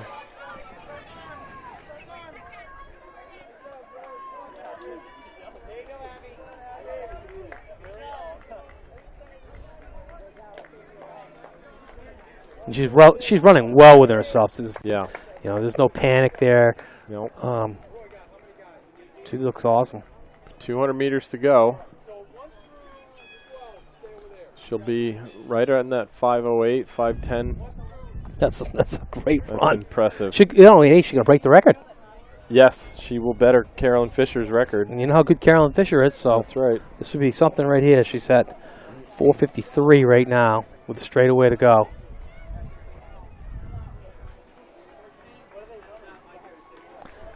Five minutes. She's going to crush this record. Yep.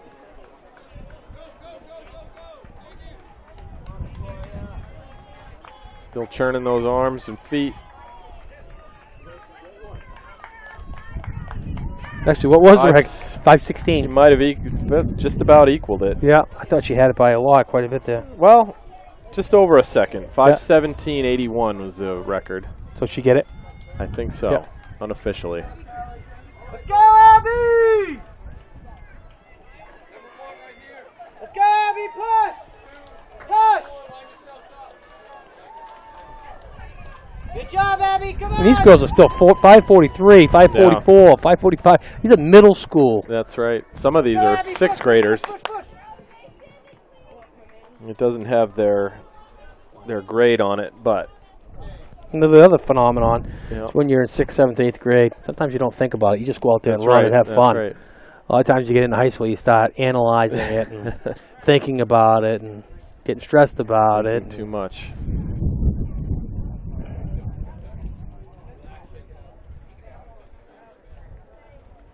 Sometimes knowing less is actually a better thing. Mm-hmm. having a short memory too. Right. That's the beauty about running. Anybody can beat anybody on any given day. Right. You know, within Reason. Within yeah. reason. That's the beautiful thing. I remember when. Not too many of these kids are going to go out and best Ben True on his best day. Right. That's the other thing. You know, Ben True and Eric Jenkins, what they've done, second and third fastest 5K runners indoor. Both New England boys. Yeah, New Hampshire and Maine guys. Yep. I mean, that's incredible. Before them, Russell Brown. Yep, Russell Brown and Sean O'Brien, and there's all sorts of guys. Just John Mortimer, Corey Thorne. You know, they've all left their mark. That's right. You know, Division I, Downing, all Americans. That's just on the boys' side. Yeah. Right.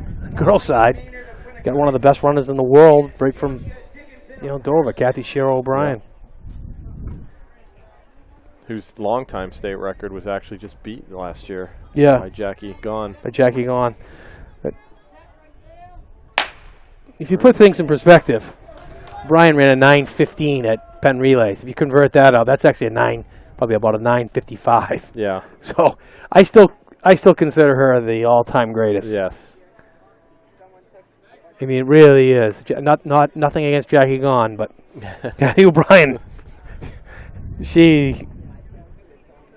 is just different world. This boys' middle school mile, we have Chris Keefe, Ben Green, Aiden Cox, Luke Kasich, Owen Fleischer, Josh Mavesian, Caleb Korthals, Lars Hogney, Ryan Fisher, Tyler Kasich, Avery Crowell, Connor Traffy, Ryan Goodrich, Peyton Saltmarsh, Jace Mavesian, Drew Traffy, and Wyatt Mackey. And where's this Keith from? Well, his club name is Nyoko. I don't know if that means New York. Yep.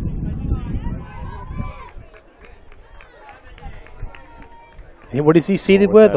He comes in with a 450. 450. Yep. That's pretty good for our middle school. Yeah.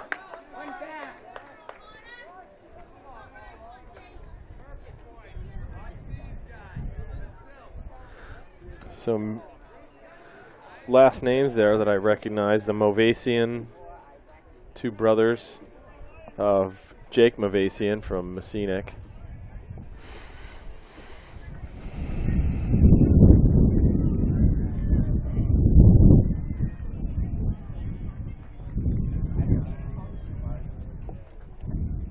Two runners in this field with seed times under 5 minutes. Yeah, I mean, they went through in 69 seconds. Wow. It's like a top three is starting to emerge. And that was faster than the last heat of the boys. Yeah. So this is Chris Keefe, Aiden Cox, and Ben Green.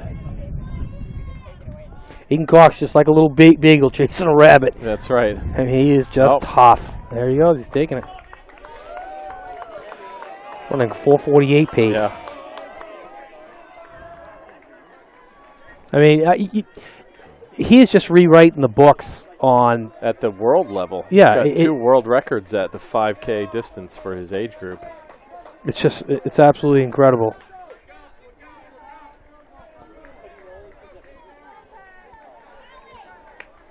And you know he's not afraid to go. It no. Looks like he's racing as a 6th grader against an 8th grader. Not afraid to mix it up with him. That's a three-guy race right there. Yep. I don't think he wants to be hanging around Keefe though. No. I don't want him. He's going to have to break. He probably knows that he's going to have to. You know, basically. It would appear that Keefe's probably got some speed. Right. So you got to Aiden is a grinder, and he's going to have to grind him up on this lap right now. If that middle 800, like we said before, that's the key to this. Once he gets stronger, he'll build his own kick up. But he's going to have to open it up right here. He doesn't want to keep those guys connected. 340. Oh, he's making them hurt, though. I see a little grimace on the other two. This is great. Their face. I love this. And these guys are running pretty good too. 3:53. I mean, still right. Good stuff. Well, Keith took the lead again. Hayden's starting to fall back, but he'll fight his way. He ain't gonna quit. No. You watch if he stays around.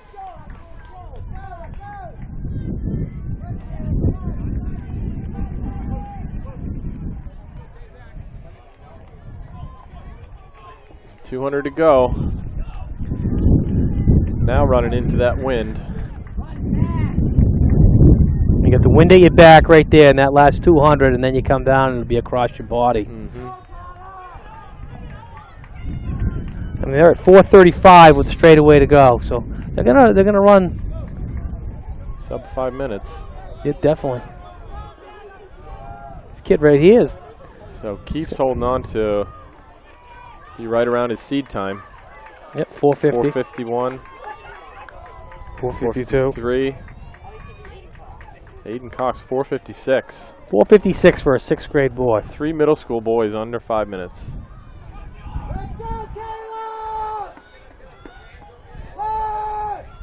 Luke Kasich, 5:08. Yep, nothing wrong with that. Good time. 5:15, Wyatt Maggie.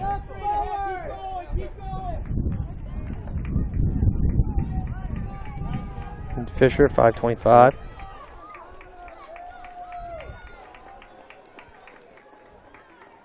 Little Good Kasich, efforts all around. Yep, here comes Tyler. 5:34.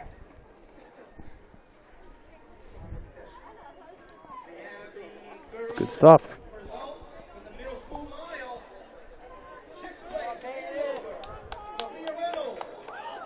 Good finishes from these guys. Comes Lars Hogney.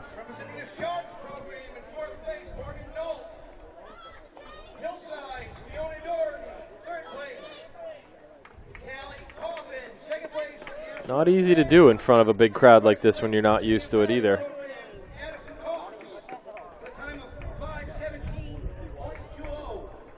What was the record? New meet record for Addison Cox.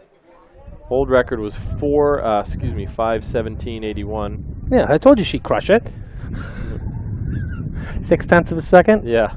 Yeah, and 100, that's a long ways. Old record on the boys' side, Ryan Devine ran 4:59.92 last year, so Chris Keefe. Three or four guys. 3 guys under the record today. Yep. Demolishing that record.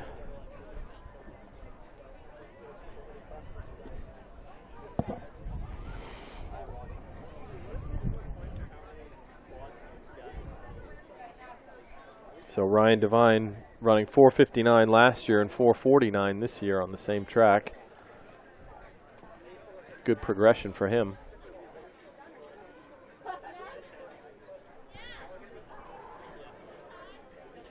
Next event will be after, I think they're going to take a break of about 15 minutes. And I believe we will too. So we will be back with the 100 hurdle finals in about 15 minutes. Again, this is NewHampshireTrackandField.com, powered by Runners Alley, coming to you from the Black Bear Invitational in Northwood, New Hampshire. Today's broadcast being brought to you by Trigger Pin. So we'll be back in about 15 minutes.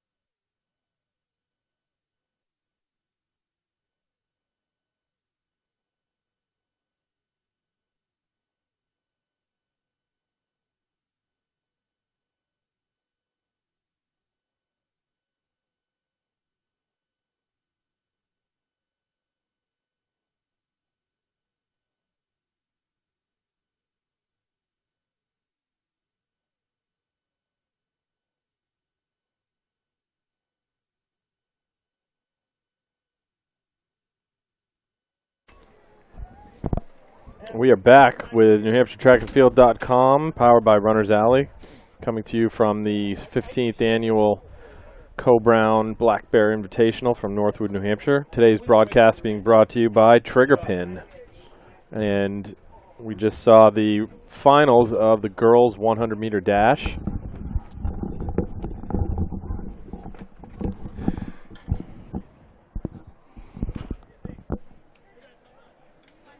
Excuse me, 100-meter hurdles.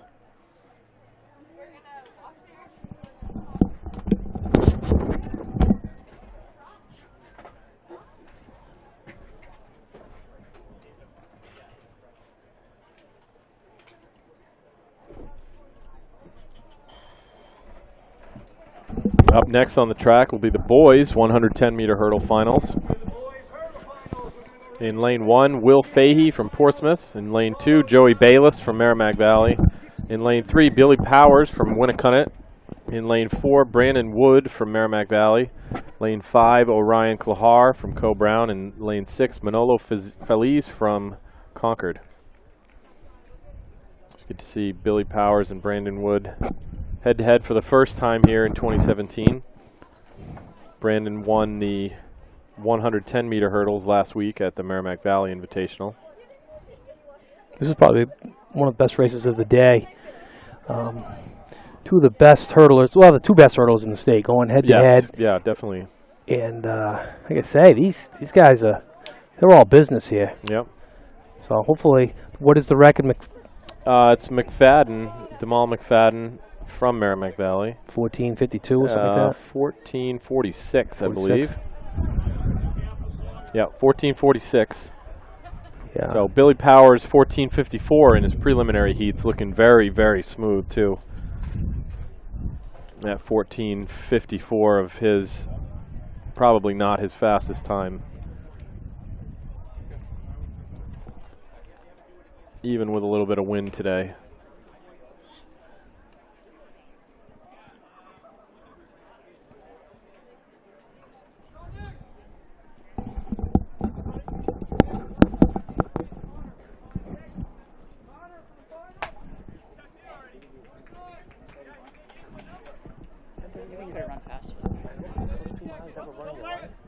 I think I could have started the sprint earlier.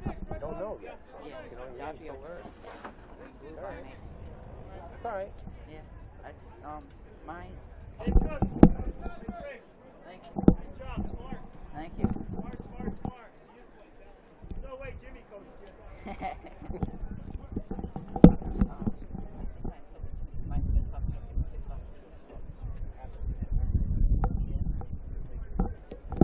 Yeah, well, I was trying to figure out what group to go in. Yeah.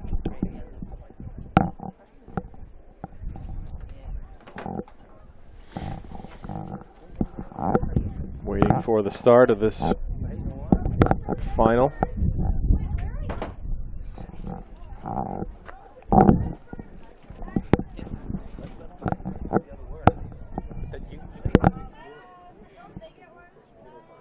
Yeah, I know. Yeah.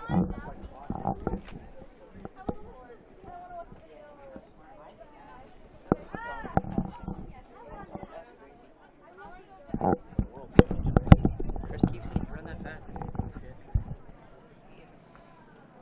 What's up, Zink? Okay, guns up. Good start. Here they go. Billy Powers early lead. This race is a close one. Powers running really smooth. Wow. He had to have gotten it there, didn't he? Yeah. Hey, look, this form was perfect. We'll see what his official time is, but that looked 14:48. Yep.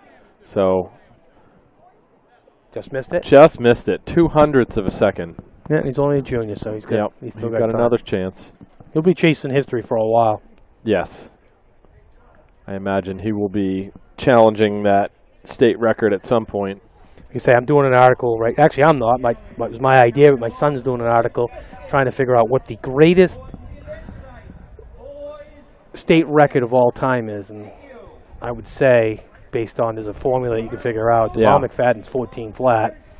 is right there. Got to be right up there. Yeah, Dominique Worsley's 20.92, and you know we have for a small state we have some quality times. And some of the records, I mean, the 200-meter record on the girls' side, that's been going on forever. Oh yeah, that goes back Kathy to Lawson. the 70s. This is a year though it could be challenged. There's a few girls that are. Corinne Kennedy actually could potentially challenge that. Lavassa from Manchester Central. Yep. She's running well. So, you never know.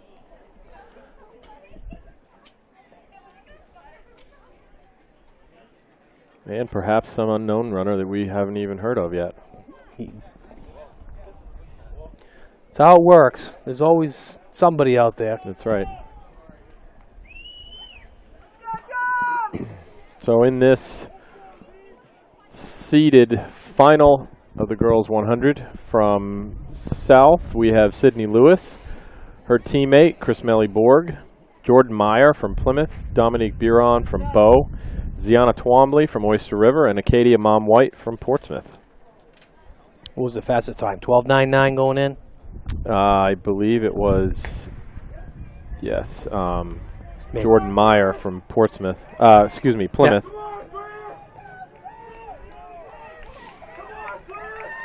And Ash Chris herself. Maley-Borg looks like she's going to take this.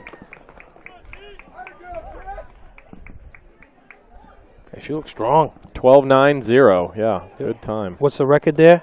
The record on the girls' side for the 100 is 12:31. Dominique Twombly. Yep. Okay.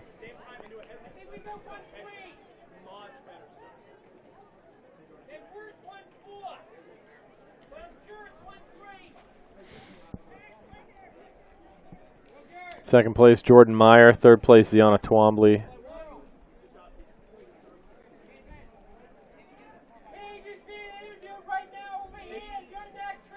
And we've got the boys' final of the 100. In lane 1, Joseph Aiello. Lane 2, Noah Lautenschlager. Lane 3, Brandon Hanley. Lane 4, Colby Smith. Lane 5, Kashif Boganum. And lane 6, Connor Manning.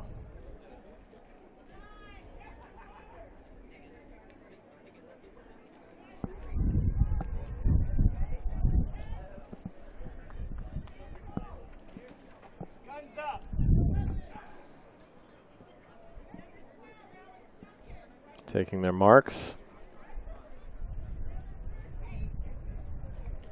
Taking their time getting into the blocks, not rushing things.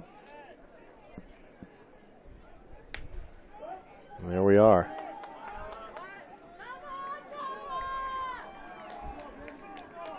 It's like early on, the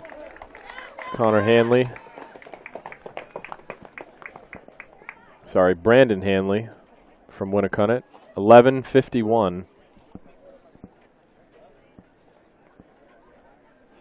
And they'll also remember that 11:60 from the unseeded heat actually would have taken third place overall in the meet. That's pretty good. Yeah, that is very good. Yeah, so Zach Verau from Bedford in that unseeded 100 would have actually placed third place overall.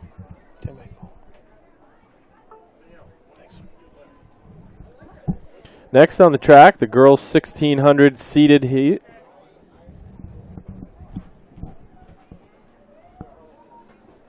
And their last year's middle school mile winner, Carolyn Fisher from Bishop Girton.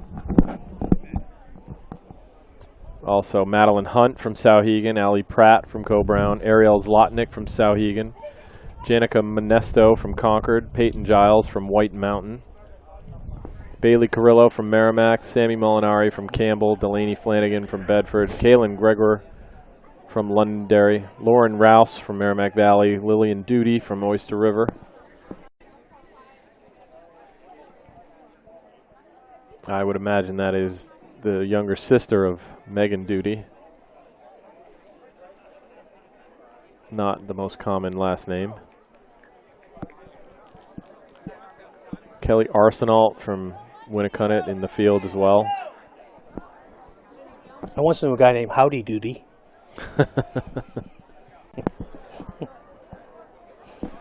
TV fame. Buffalo Bob, Buffalo Bob.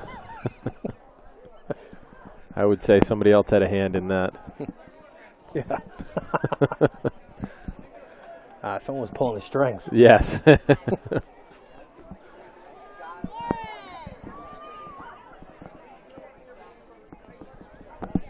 So this should shape up to be a good race here between Hunt and Fisher.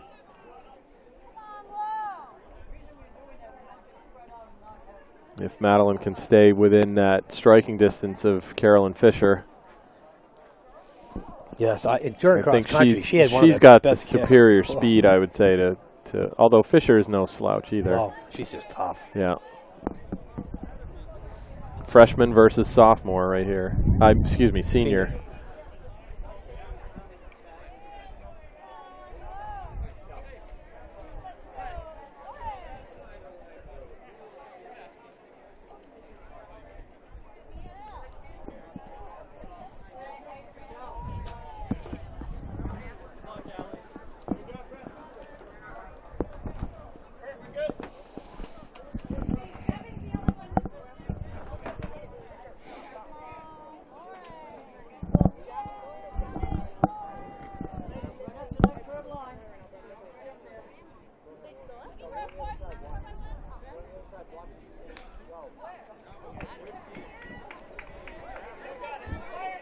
And there, oh.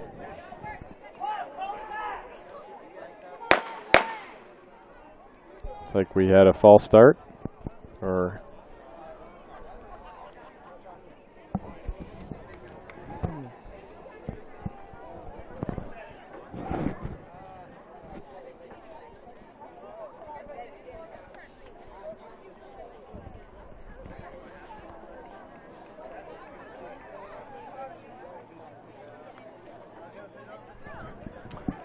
What was the fastest time in the other heat?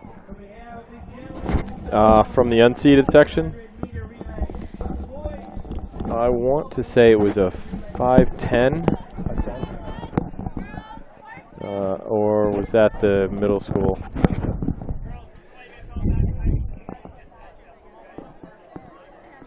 No, it definitely wasn't a 5:10. No, it was 5:47.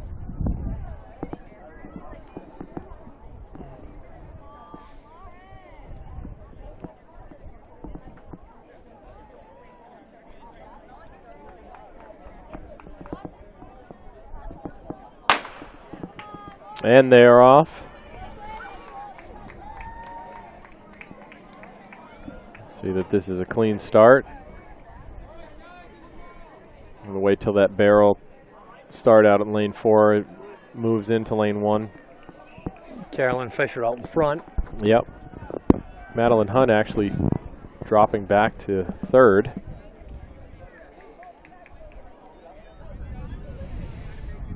Fisher out early.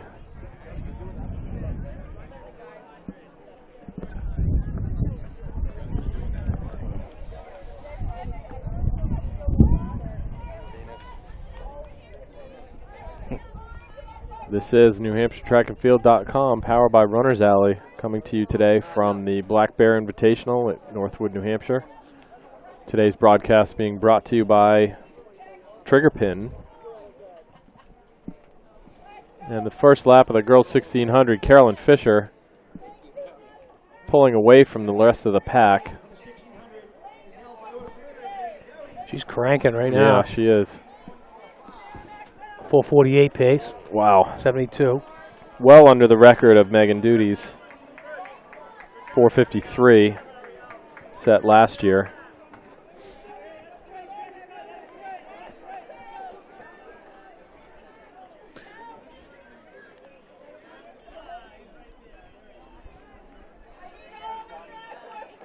I almost stopped it too. I'm glad you did, because I didn't think you guys picked up on it. I looked, it was zeros.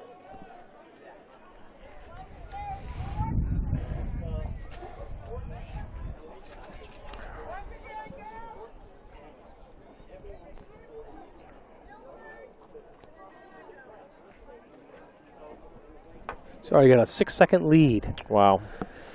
Pushing the pace early. Yeah, at 600 meters, 6 seconds ahead. So she's cranking. She looks good. Yeah. Looks strong. But we'll see if she can hold on.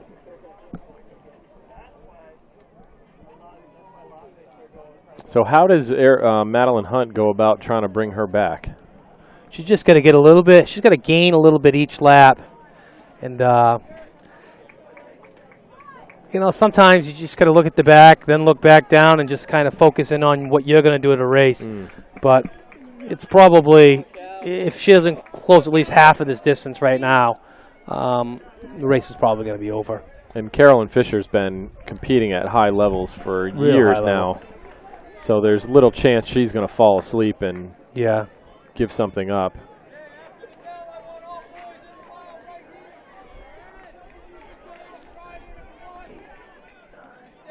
She's 10 seconds in front now, so she's not losing. She's still adding gaining to her lead. Yeah, she's, you know, it would be monumental if she faltered at this point. Yeah.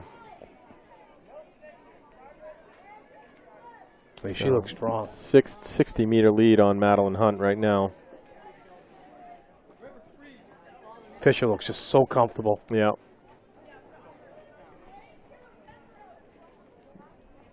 Just reeling off the laps. You know, 1 lap to go.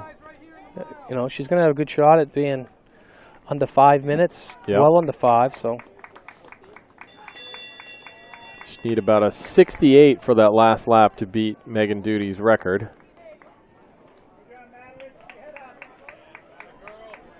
Yeah, so she's still 10 seconds in front. Yeah. Go, Kelly! Kelly Arsenault from Winnicott moving into the top 4.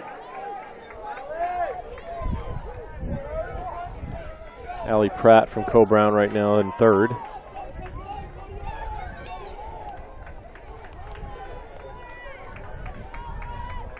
Allie Pratt's running good. She doubled back from the 2 mile.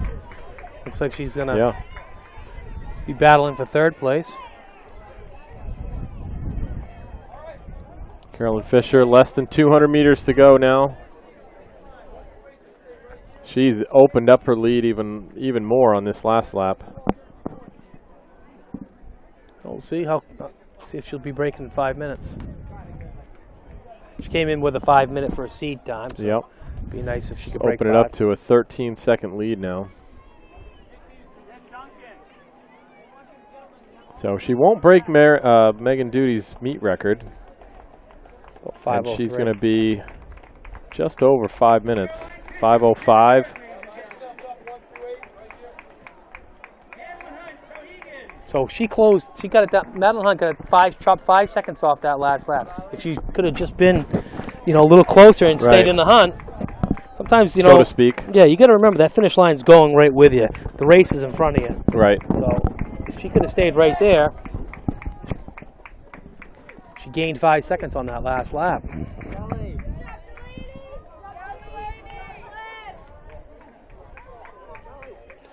Fisher probably knew that she didn't want to keep her right, you know, right on her backside.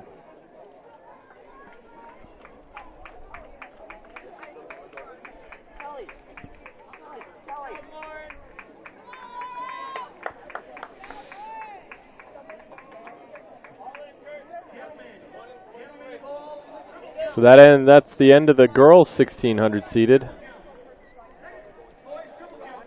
Up next is the boys 1600.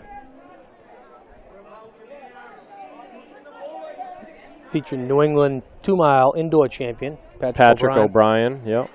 Zach Richards, Jack Ledger, Patrick McGrath. McGrath has come on really nice this year too.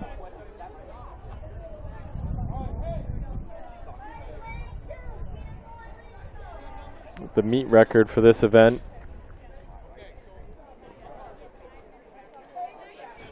Eli Moskowitz 2 years ago. 4:15.64.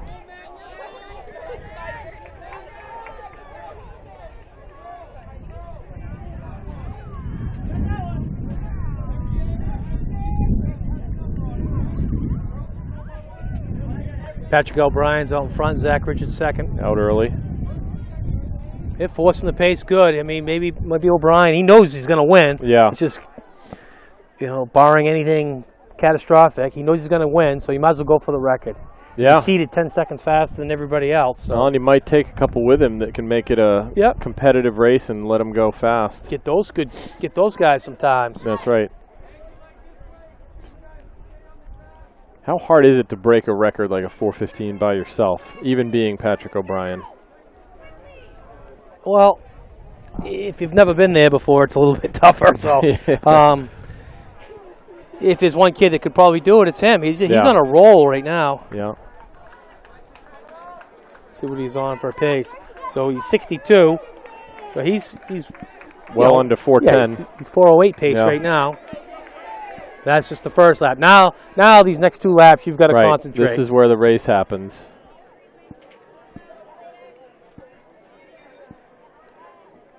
Now, it's been a while since Patrick's been beaten in New Hampshire by a New Hampshire runner. Probably going back to his sophomore year, maybe before the last time he was beat.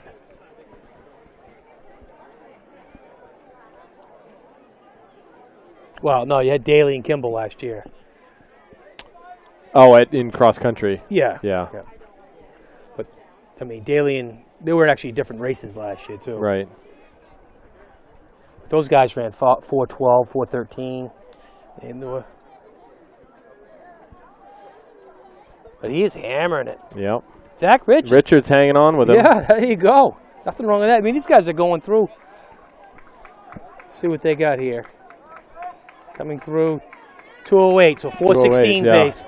So 4:16. This is the key lap right here. If you can concentrate, buckle down. Lap 3. And Richards and O'Brien pulling away from River Groves. I tell you what, Zach Richards, if he can hang on, he's going to have a hell of a day. Yeah. If I was Patrick O'Brien, I don't think I'd want Zach Richards on my butt. Zach Richards. No, Zach Richards has he's got 50 flat, 400 speed. Yeah. You might be seeing an upset here if he can close that gap and be right up on his heels. With 1 lap to go. A 2-man race. Yeah. This is great. This is good. This is good for New Hampshire. Coming off the turn. So now where does Richards want to be? Does he want to take the lead on the last lap, or does he want to? I would be riding his shoulder. If I knew I could outkick him, I'd sit right on him. I know Zach could outkick him. Yeah. So going at 3:15 into that last lap. He's got to stay closer. He's got to get closer. Yeah.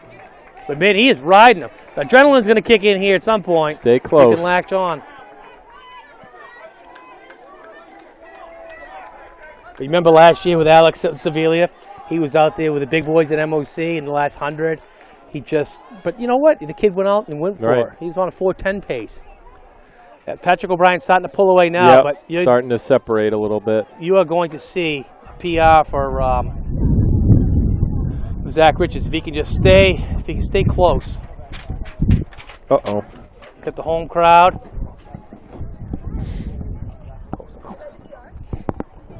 You got the home crowd behind you. And they're coming out of the corner at 4:01. Patrick coming around, right around 4:20, 4:18. Wow. He's going to run a great time. He's going to be sub 4:20. Look at that, huh? So Eli Moskowitz's record will stay 4:19. 4:19. Zach Richards going to get his unofficially 4:26. 4:20.7 for Patrick O'Brien.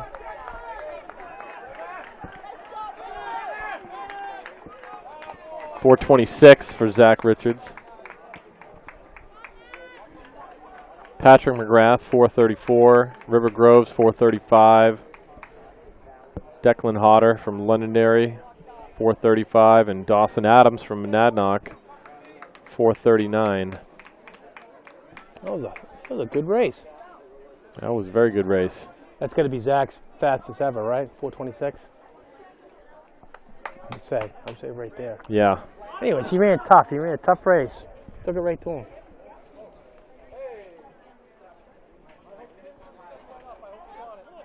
You're not going to hope to PR by sitting in the back. Nope. That's for sure. Hey, Brent.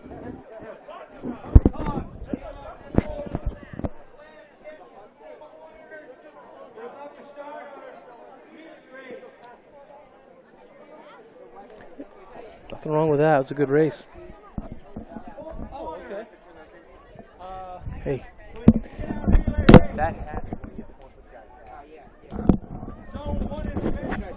So up next on the track is the 4x100 relay. We'll have 4 heats.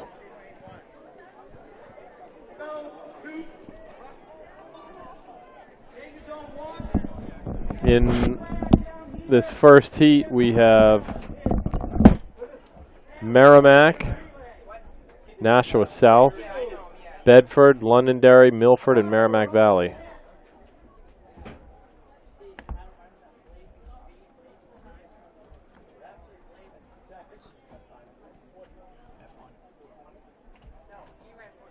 What?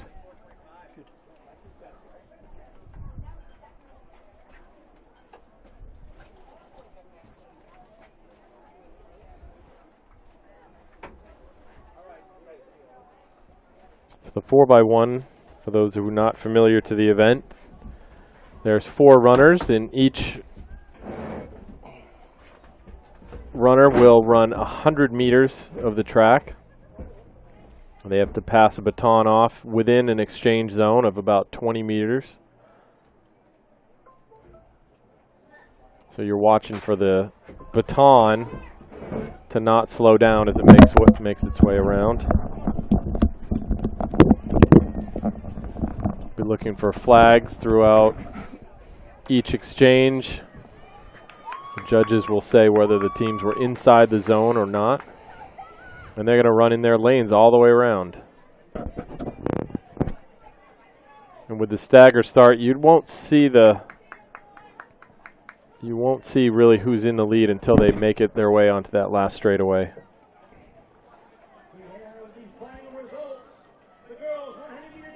So with these heats going fast and slow, we'll see the fastest schools out there on the track first. So this looks like Bedford. In about 51 seconds.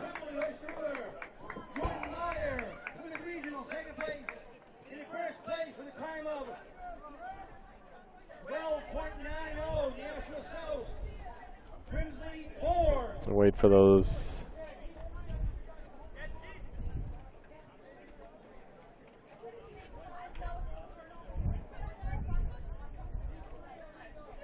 Please don't forget all winners of events to stop by the Red Metal. Heat 2, we're going to have Manchester West in lane 1, Pembroke lane 2, Portsmouth lane 3, Bow lane 4, Kingswood lane 5, and Co-Brown lane 6. We're looking for a second flight for the boys triple jump. Second flight boys triple jump.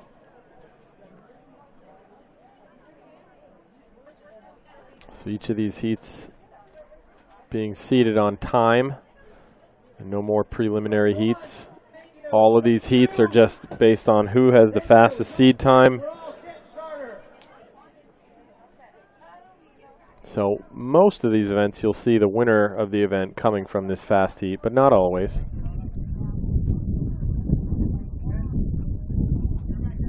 Yeah, Bedford looked good in that one. They did.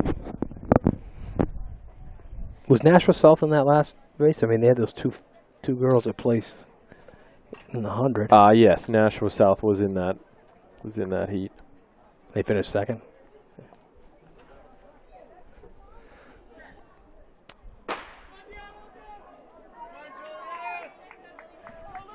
Not sure.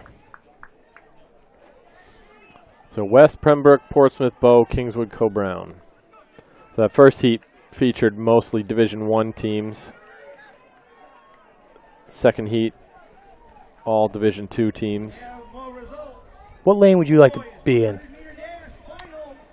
For most of these lane races, I think lane 2 or 3 is actually the preferred lane. Most of the seating goes 3 and 4.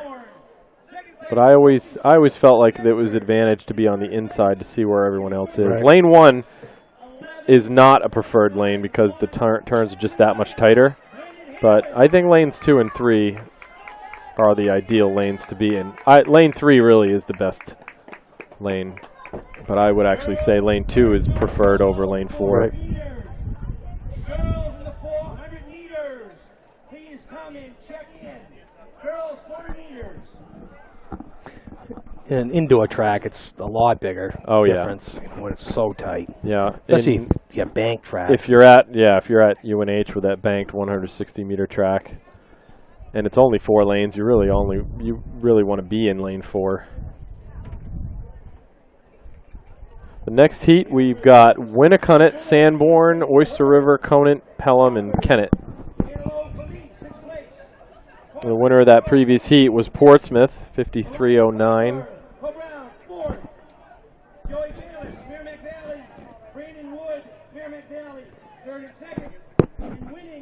So seeing Winnicunnet is a little strange being in this third heat. Would expect their relay teams to be a little bit faster than that, but it's possible they didn't have their best athletes in the relay. They might have put them in individual events today. Yeah, sometimes it comes down to how good your handoffs are. Right. Most of the time it does, especially at the higher level. Right. Handoffs can make the biggest difference at this 4x100. Yep. It's happened before where teams who've had, several top caliber athletes, 100-meter dash athletes that couldn't put together a winning relay team just because they couldn't get the handoffs right. And it's so essential to be able to work together as a team to get that down. It's nothing more frustrating to come out of the zone or dropping the baton. And look at the USA team. Oh yeah, the men's 4x1 at the Olympics for it seems like the last 20 years they've screwed it up every time. Something happened. Bottom line is you got to get the baton around the track. Right. Doesn't matter how fast your runners are if there's no baton there. So we're seeing that stagger starting to be, looks like Pelham, Conant, and Sanborn. So it's Sanborn in the lead right now. Pelham, though, strong anchor leg. But Sanborn is going to take this heat.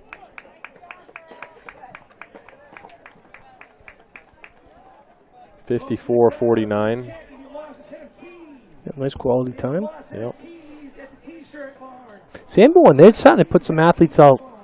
I think it's doing really well lately. They actually got a good middle school program, too, in cross country. They got some really good athletes coming up. And they're a very small school, so it's nice to see that.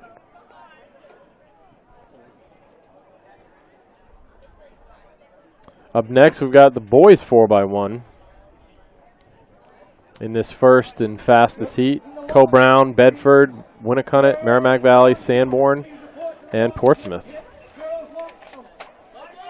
That boys Sanborn team having a resurgence too.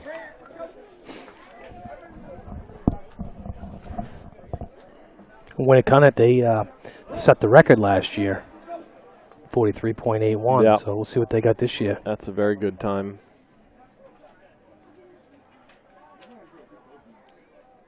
4x1 team that does feature Billy Powers and Connor Hanley. Right. And they won both theirs. Brandon Hanley, I'm sorry. Won the 100 and 110 hurdles. Won the hurdles, won the 100.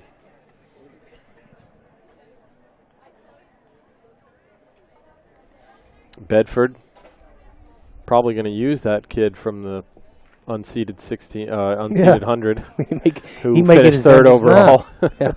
He'll get his chance here in the, now that he knows he's 4x1. Yeah, now that his coach knows he's good.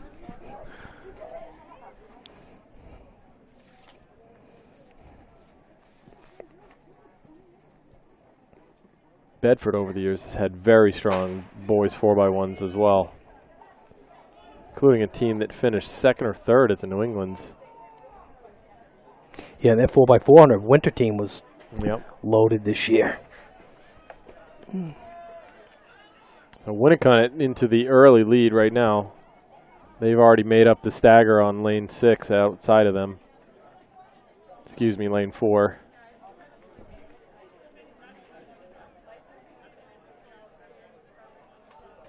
And here is Billy Powers. He's got the baton.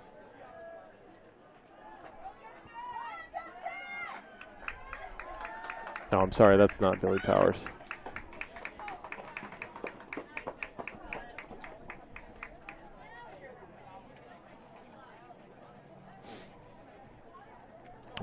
Winning that one easily.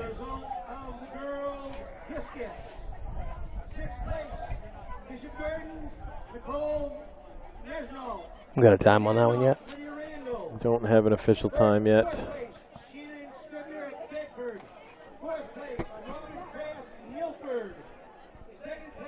Like right around 44 seconds. Low 44.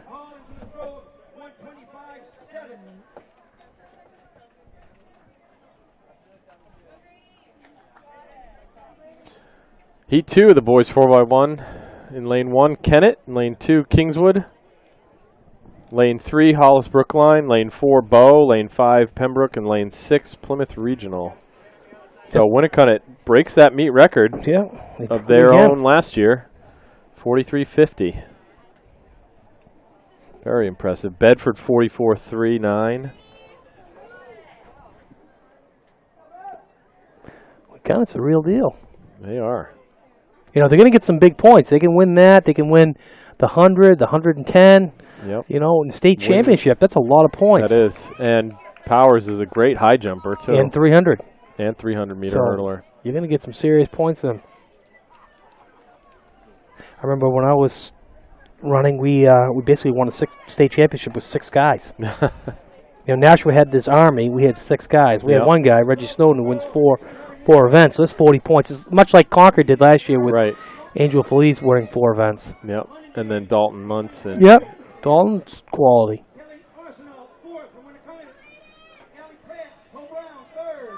It's like Bo's in the lead right now with this second heat.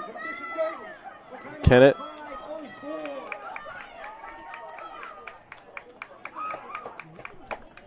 Bo's going to take that heat. 46.01.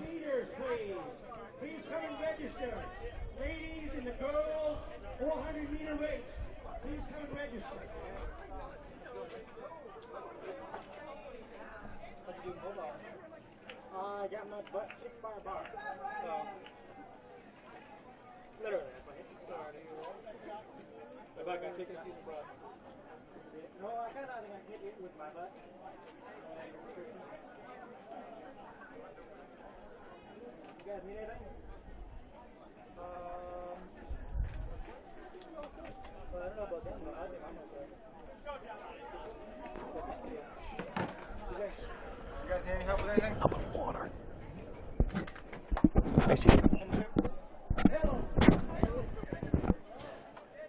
So heat 3, we have Pelham in lane 1, Milford lane 2, Londonderry lane 3, Oyster River lane 4, and Souhegan lane 5. Third and final heat of the boys 100.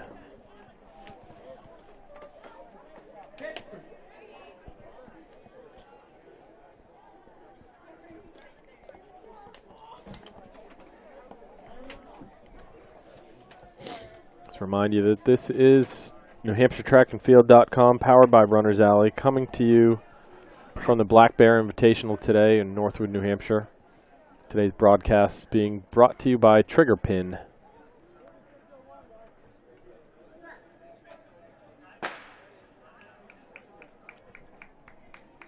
Third heat is away. It's like one team not starting. Figure out who decided not to run this.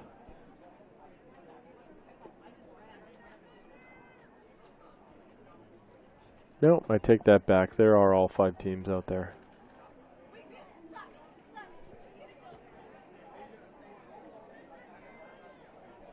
Milford, Londonderry, and Souhegan all running very close.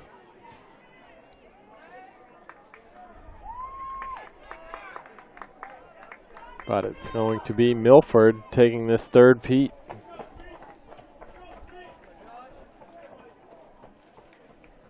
(47-25).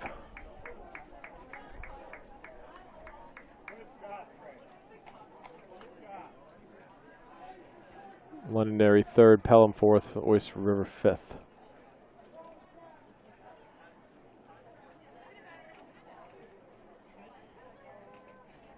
Next up on the track is the girls' 400-meter dash.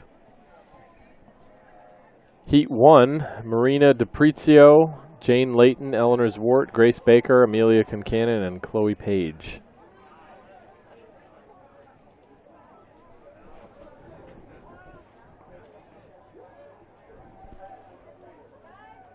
Total of 7 heats today. This is our second featured event on the track.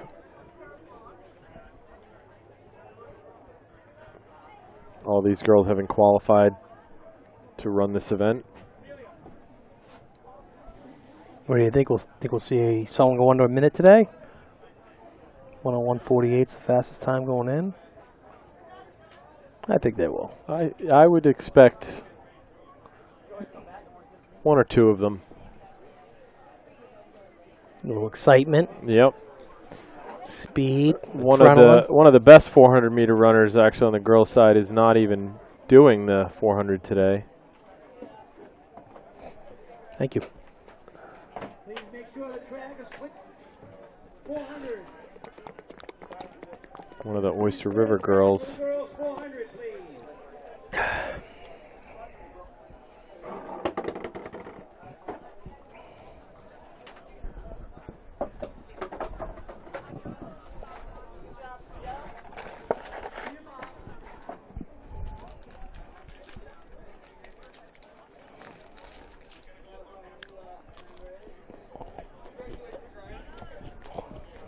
Kind of the distance that separates a lot of these elite athletes. I hope you don't get hypoglycemic and I'm eating your last bar.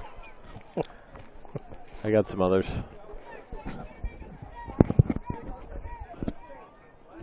You bring your own snacks when you're announcing versus.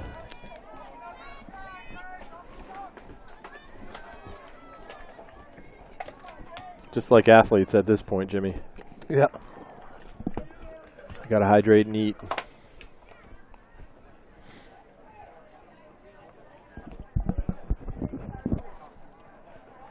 And Chloe Page from Monadnock out front.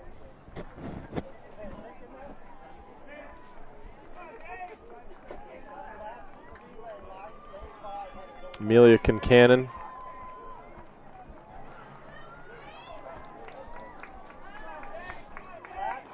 So might not see him go under 60. They'll be close.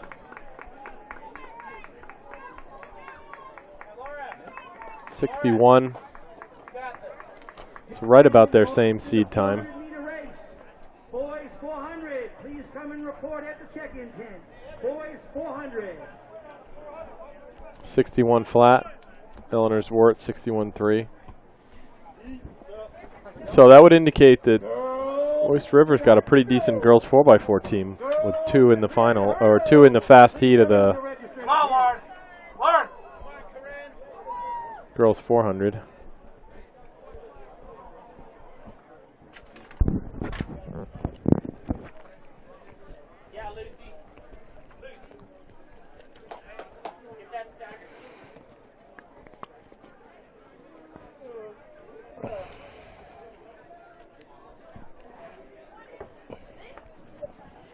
In Heat 2, we have Lauren Dean, Hallie Chansey, Corinne Robitaille, Gabrielle DeAngelis, Kara Kelleher, Chase Van Timmer.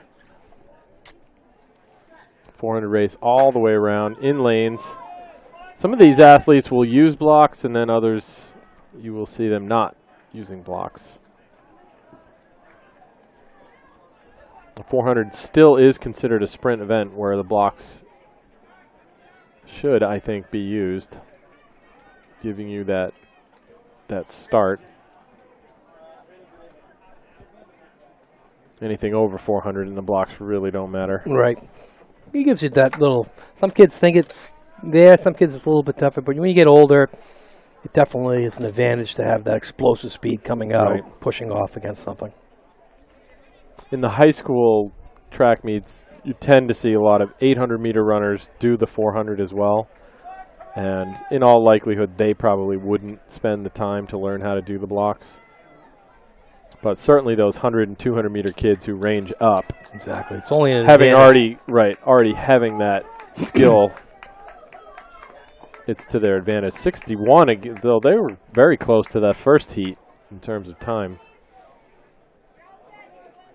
So D'Angelo 62 flat. Sometimes you get some fast times in the 400 All when, right. when you run it like a 200 and you just survive. Mm-hmm. You actually surprise yourself. Heat 3, we have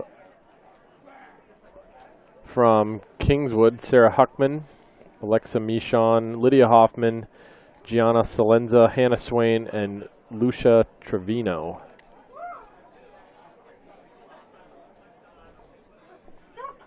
They just run that first 200 as fast as you can and hold on for dear life. Right. It's a gut wrencher. There's no Yeah. way about it. Yeah. There's nothing fun about it. No, there is not. The only person that's probably having fun is the person's first. Yeah, That's it. Everybody else. And they're gonna hurt to get that Right. first place, so they'll feel good once it's over. But hurting and being first is actually, Yeah, at least it's got a little reward. right.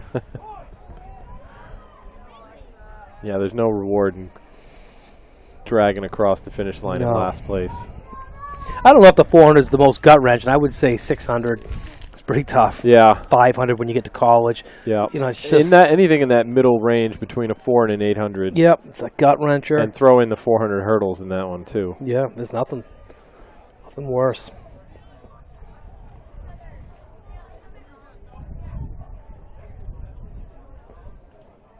You have to be willing to deal with that pain too, Yep. because your legs are going to be burning coming off that last straightaway. And you got to have that combination. You got to be fast, and you got to be able to work hard. You just can't Yeah. just rely on speed and have no guts. Right. Jimmy Mac! Coming around the turn, it looks like Lydia Hoffman from Oyster River is in the lead.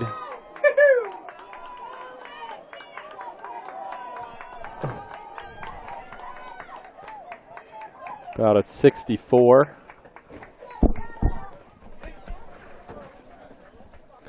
We just got confirmation that Aiden Cox was also born on the cross-country course. Yeah, So it's just unbelievable. These kids were born right here. underneath a log. Yeah, underneath the log out on the course.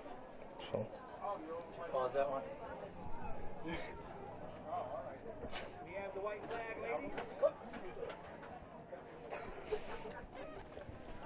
The next heat, we have a couple of Co-Brown athletes, Kirsten Ranfos and Sophie Laird, Marissa Romano, Samantha Vandemo, Cassidy Considine, and Sarah Brandon.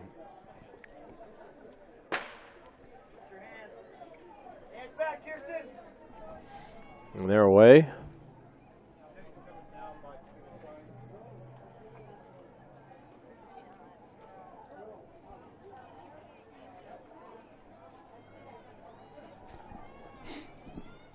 Staggered start might be a little confusing for some first-time viewers. It looks like out in lane 6 they're in the lead, but they're actually not. They're staggered that far out because running in lane 6, you're actually, if you were to start at the finish start line and run all the way around in lane 6, you're running almost 40 meters longer than the person in lane 1. So they stagger them out that far so that each person runs a 400. you serious? Yeah. Yeah, a lot of people don't understand that. Yeah. And so you'll see like inexperienced runners, like in distance, they'll be way out on the outside. Right. Yeah, you want to be as close to the inside as you can. And that was Marissa Romano winning that heat, 62.5. So actually faster than all but the first two heats. Wow, that's a good run for her. That is a great time coming out of the fifth heat. What did she come in with a seed? Came in running a 65.8 as her previous best. So chopped she off dropped 3 2.5, almost 3 seconds.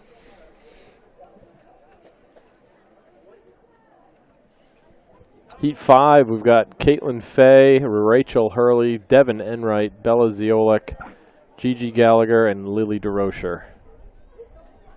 So you get a good shot there of the camera, seeing how far out lane 6 really is. They're halfway around the turn when they start the race.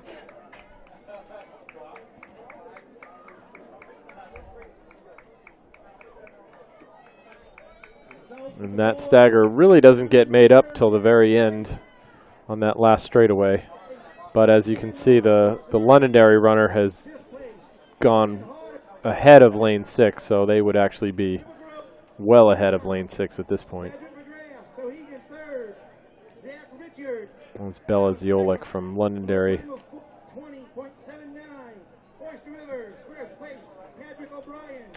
Two Londonderry girls going at it right now.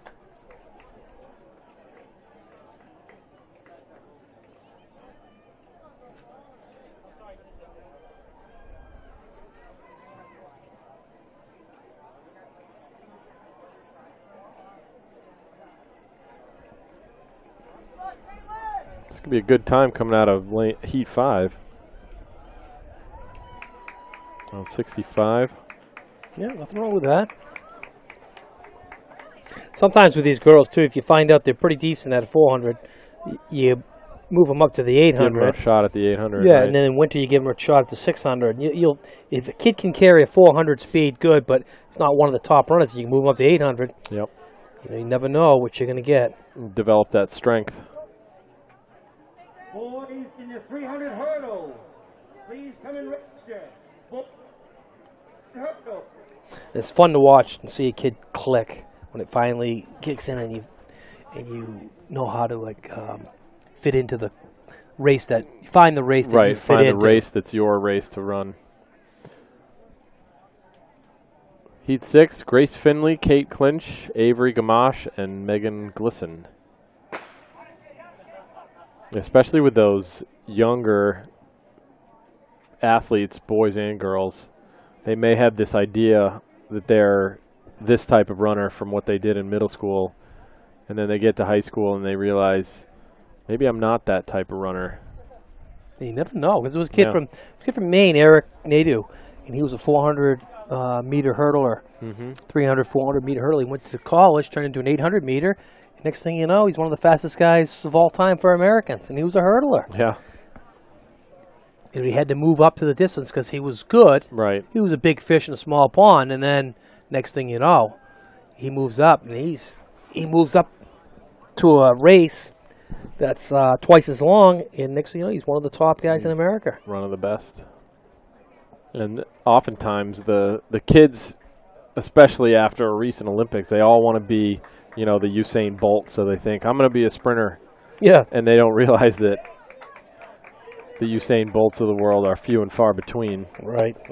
But maybe if they're willing to go up to, say, an 800 or 1600, they might realize they're a lot better at that. Exactly. And winning that heat, Kate Clinch, 65 also. So good time out of that last heat. Andrew Wheating was one of those guys. He thought he was a soccer goalie or a basketball player. Next thing you know, 23 months after basically being discovered as a runner, he's standing in the Olympics. And one of the best half milers, 5th fastest miler of all time. Yeah. Heat 7, last heat of the girls 400. We have Blair Carlson, Mia DeMarco, and Victoria Razorday. You wonder what athletes we have out there that, they're playing soccer or they're playing baseball, basketball. You don't know what they're playing, but they could. Oh, I always wondered, hearing that Michael Jordan had a 40-inch vertical, what he could have done as a high jumper. Right. You never know. Never know, and we will never know, because RG3, he still holds the 400, 19 and under 400-meter hurdle record. A lot of people don't know that. And he's a quarterback. And yep.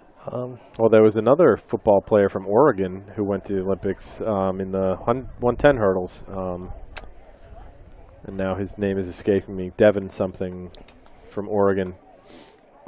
Some of these baseball players, well, quarterbacks, and you wonder how far they could actually toss a javelin. Yeah, right. We're ready to start the third flight.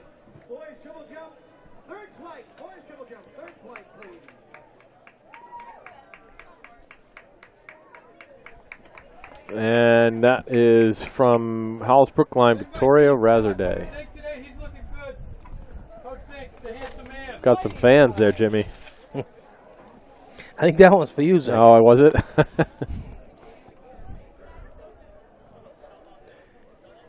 Next up, we should have Heat 1 of the boys. There we are. Herman Nixon, Mike Mulligan, Kashif Buganum, Dylan Gennard, Chris Pratt, and Nick Kulig. Kashif Buganum coming off a very strong 100 dash final.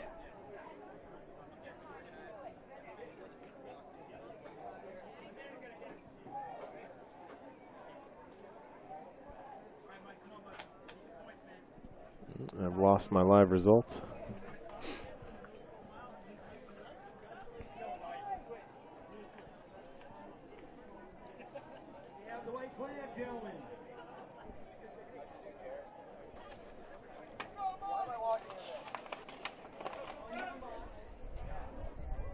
Every once in a while you'll see a sprinter who's able to range all the way up to a 400 and still be very competitive. Yeah, Sebastian Eaton from Trinity. Sebastian Eaton's in one that comes to mind. Yeah, he is tough. 100, He is. 200, 400. Trinity's not here this not year. here They decided not to come to this meet today. He actually ran for Sauhegan last year. Correct. Got Yep. the record for the And 200. transferred to Trinity. Trinity boys team has put together a very good team behind three of their studs, Tim Zeff, Oliver Thomas, and Sebastian Eaton. They won the indoor season basically with the three of them. That's unbelievable. Yeah. But that's what you need, though. If you got three guys that are in three different events, and then you can put together a relay with them, Yep. you're going to get some points quick.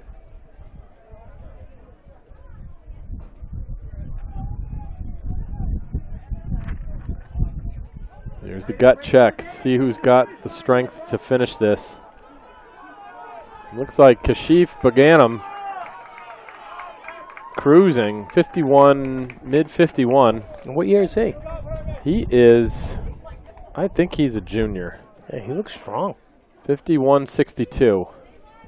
I'd make him an 800 meter. Very strong. Yeah. And I'd turn him into a 300 hurdler. Dylan Gennard second, Mike Mulligan third, Nick Kulig fourth, Chris Pratt fifth, Herman Nixon sixth. A good quality time. Yep. Heat 2 on the track now. Spencer Leisure, part of that Leisure family. Manolo Feliz again. Simon Mori is actually a distance runner with awesome speed. And he's a very good distance runner, but he's got speed. There's not many distance runners that can do that. Yeah. He runs 23 for a 200. That's pretty Yeah. good. Bishop Girton's had a lot of talent on the boys' side. Francis Hernandez, Jeff Lacoste. Yeah, those years were those teams were as good as any. Yep.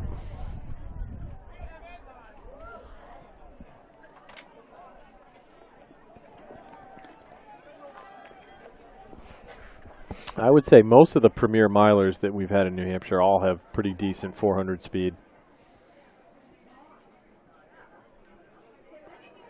Yeah, you kind of got to have it if you're going to survive in the mile too, because a lot of the times the big premier races are going to come down to a kick usually. Yes, right.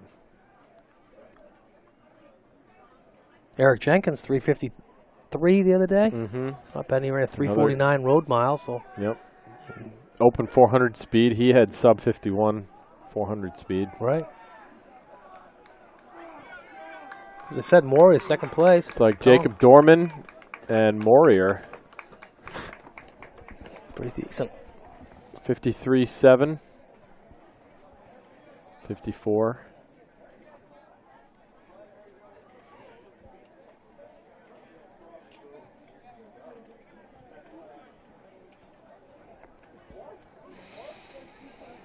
Heat 3 up on the track next. Zeke Pribernow, Jake Taylor, Jeff Pitts, Brian Metro, Austin Hisco, and Hunter McLeod.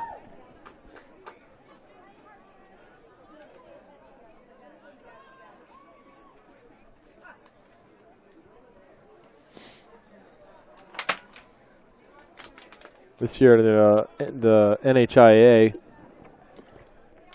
requiring that outdoor track times to qualify for the state meet have to be FAT now. And this meet does have FAT timing. FAT is fully automatic timing. So there's enough meets now around the state where the NHIA has decided that they're going to require all of those times to be qualifiers for the state meet. And it is, I mean, that is fair. Take the human error out of the picture, because I can definitely say that you see some of those Tuesday meets where the timers are being, you know, their parents or volunteers, and it's a hand time, and see a kid run 11 flat in the 100-meter dash, and his next best time is like a 12.5.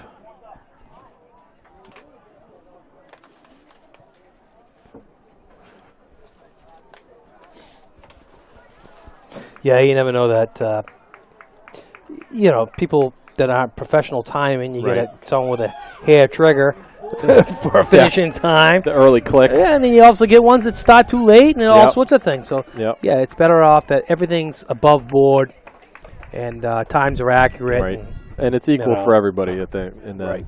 It is. It's fair because you're seeding stuff off of that, and you know you can't base times off of last year's times, and you can't. Right. You know, there's all sorts of things.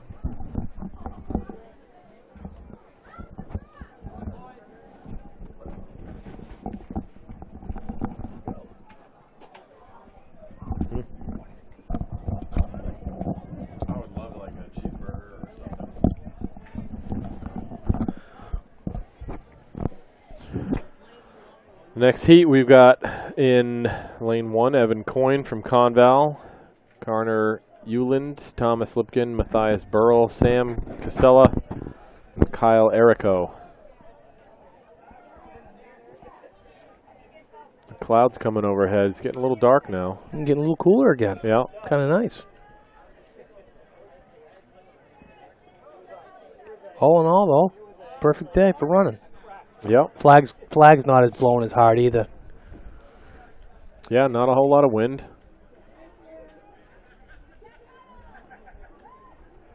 It does make it nice for these lanes that go all the way around the track not to have wind. Right. I mean, I'd rather run in the heat than have a wind blast on like any day of the week. Totally agree. But sometimes you get a windy day, you use that to your strategy. Yeah. You figure out when you make your moves, how you make your moves. Yep. Sometimes because everyone does have to run in the same conditions. Right. But you definitely can steal the wind, and you also can get the wind blocked for you if you can play it right. Yep. Yeah, it's not like in a baseball game where you're batting in the top of the inning and it's nice sunny out, and then team at the bottom of the inning's got rain and wind to deal with. Exactly.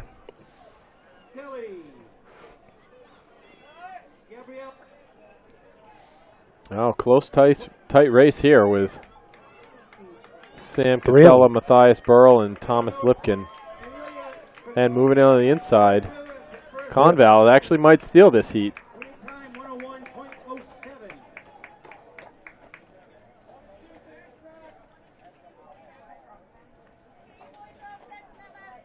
.55.82.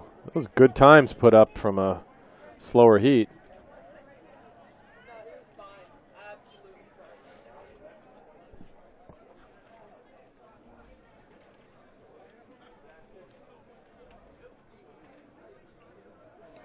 The next heat on the boys 400, Ira Torrecinta, Chris Caputo, Ricky Pinney, Philip Green, and Alan Vellante.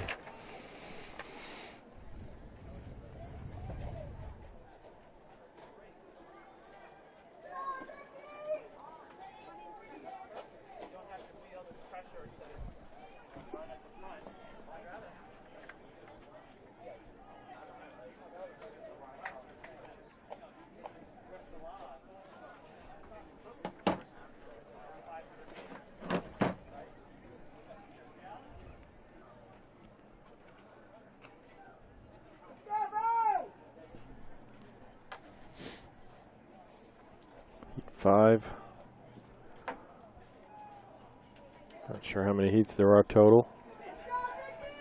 Ricky Penny.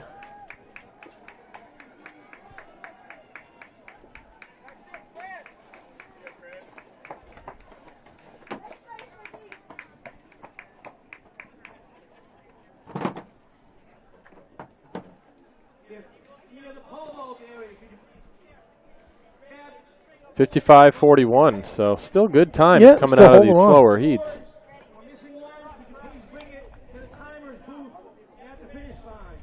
There's a string bag on the fence by the pole vault we're looking for. Heat 6, looks like this might be the last heat.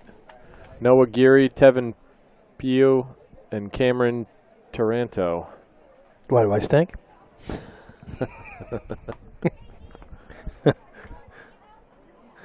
Apologize if I'm pronouncing that wrong, Tevin.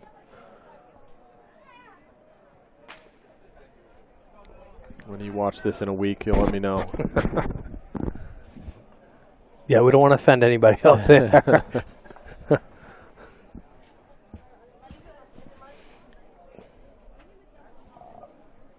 How much faster do you think these kids would go if we let like a whole bunch of rabid dogs out? Yeah, I was You ever going wonder? to say a skunk or two might chase him. You always wonder though, how fast you could You run could really run. if you if your life Right. depends on it. I used to say that to kids when we get to line, run like your life depends on it. Yeah, It just yeah. might someday. You know, Well, I it's always would have told the kids that it doesn't matter how fast you run, just make sure you're faster than the other guys in your heat. exactly.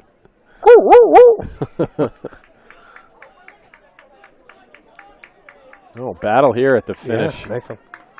Campbell and Londonderry. Cameron, Toronto. 56. 55, 62. Another Good one. heat. Good solid All those 400 all those heats were pretty solid. All of these, yeah. Every one of these heats was good. Just about all the athletes able to get under 58.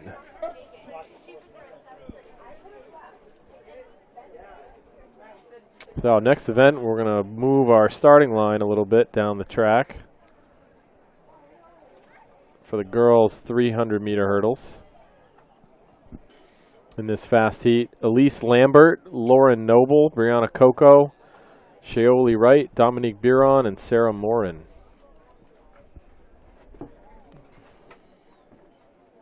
Did you say I want a cocoa?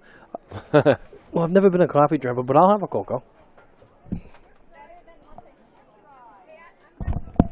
When I touch that, it screws the whole thing up.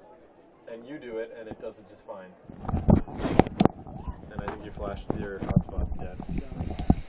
Okay. We're looking for the 800-meter race. Lady, 800-meter race. Check it. Lady, 800.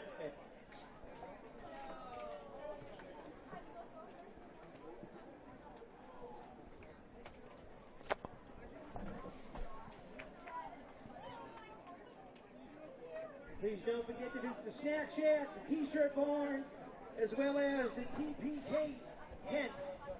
To help grow.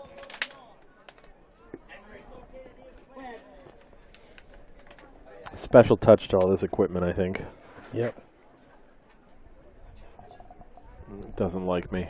Oh, So who's the number one? something started. Who's the number one seed in this one? Oh, no, that was just a misfire. Who's your worst coach ever, Henry? Right here. Don't turn me back. Yeah, you bet. Thanks.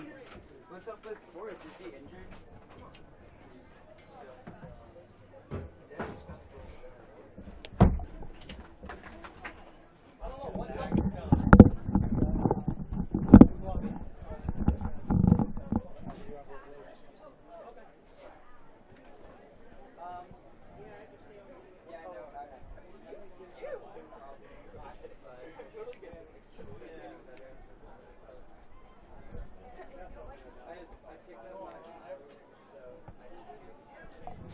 It's looking like we have hurdles all set now.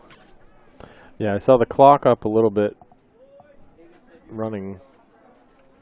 That was not an actual start, though.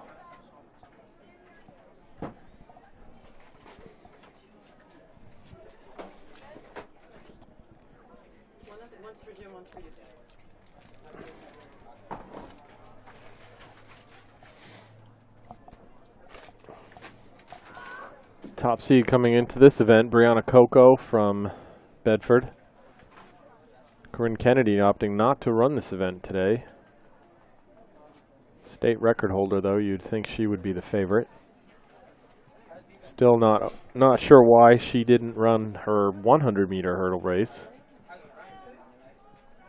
She'll be up in the 200 later in the day, so we'll see if she's able to compete today or not. With her out of the 300, you got to wonder if there's something, a little nagging injury that's going on that might not have just gone away for the high hurdles. Something like the 200 makes it a little bit less for the athlete. I also haven't seen any other Lebanon athletes, so wondering maybe they chose not to come today just totally as a team.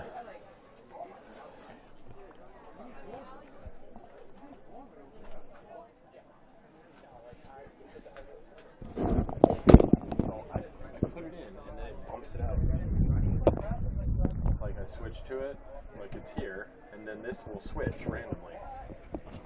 Results page for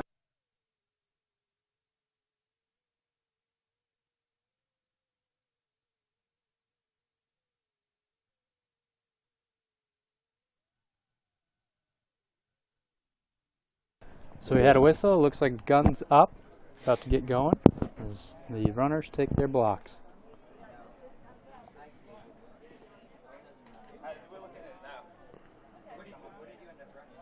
Got our starter, Bob Brown, who's been the starter here for a number of years. Always good to have him back. Now this event's very important to get out quick tumble. quickly. Oh, we've had Right somebody over that fall. first hurdle. Looks like Sarah Morin in Portsmouth tripping over that first hurdle. Right now, though, it's between Shaoli Wright and Brianna Coco.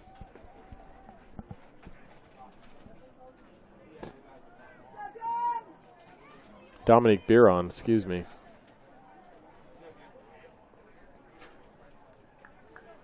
Looks like Wright has a little bit of a Yep. lead. Dominique right behind. This is a total strength event. 46 unofficially.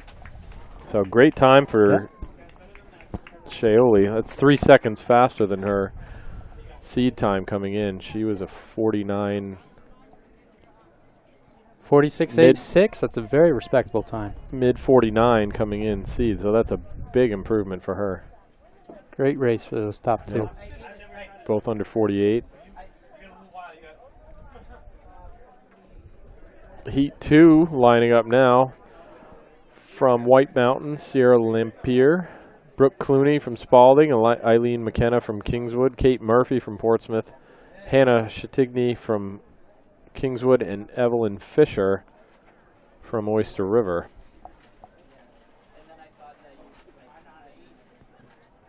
Being set for the second heat of 6, it looks like, total heats that we're going to have today in the girls' 300 hurdles.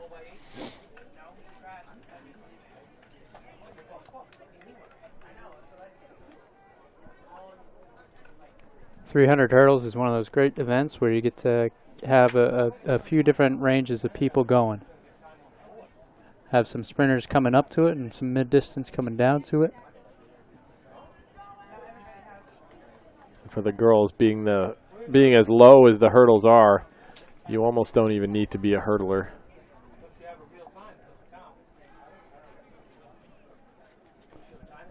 Looks like we have Kingswood out in front. Hannah, no, excuse me, Eileen McKenna.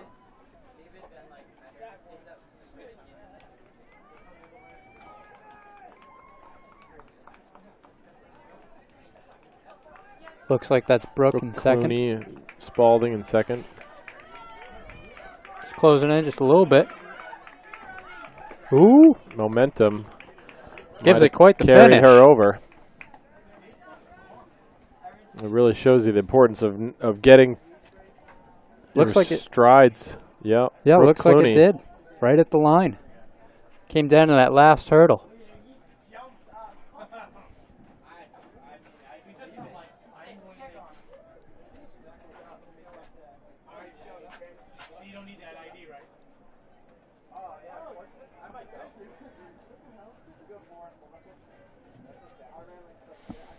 Heat 3 from Bow, we have Emery Bayer, Caroline Pitton from Merrimack, Michaela Sullivan from Milford, Rory Reed from Winnicunnet, Melina Bowden from Winnicunnet, and Mira Potter-Schwartz from Portsmouth. Looks like we're getting in a little bit of a rhythm now that we've started. Girls are off again. Heat 3.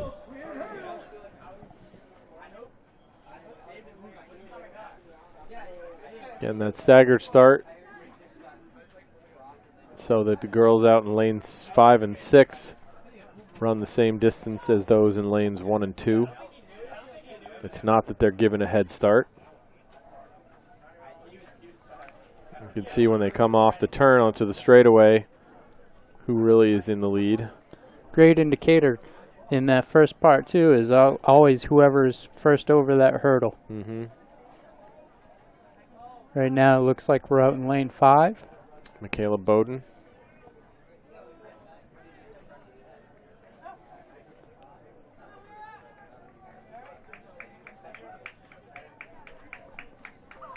Maintaining that rhythm over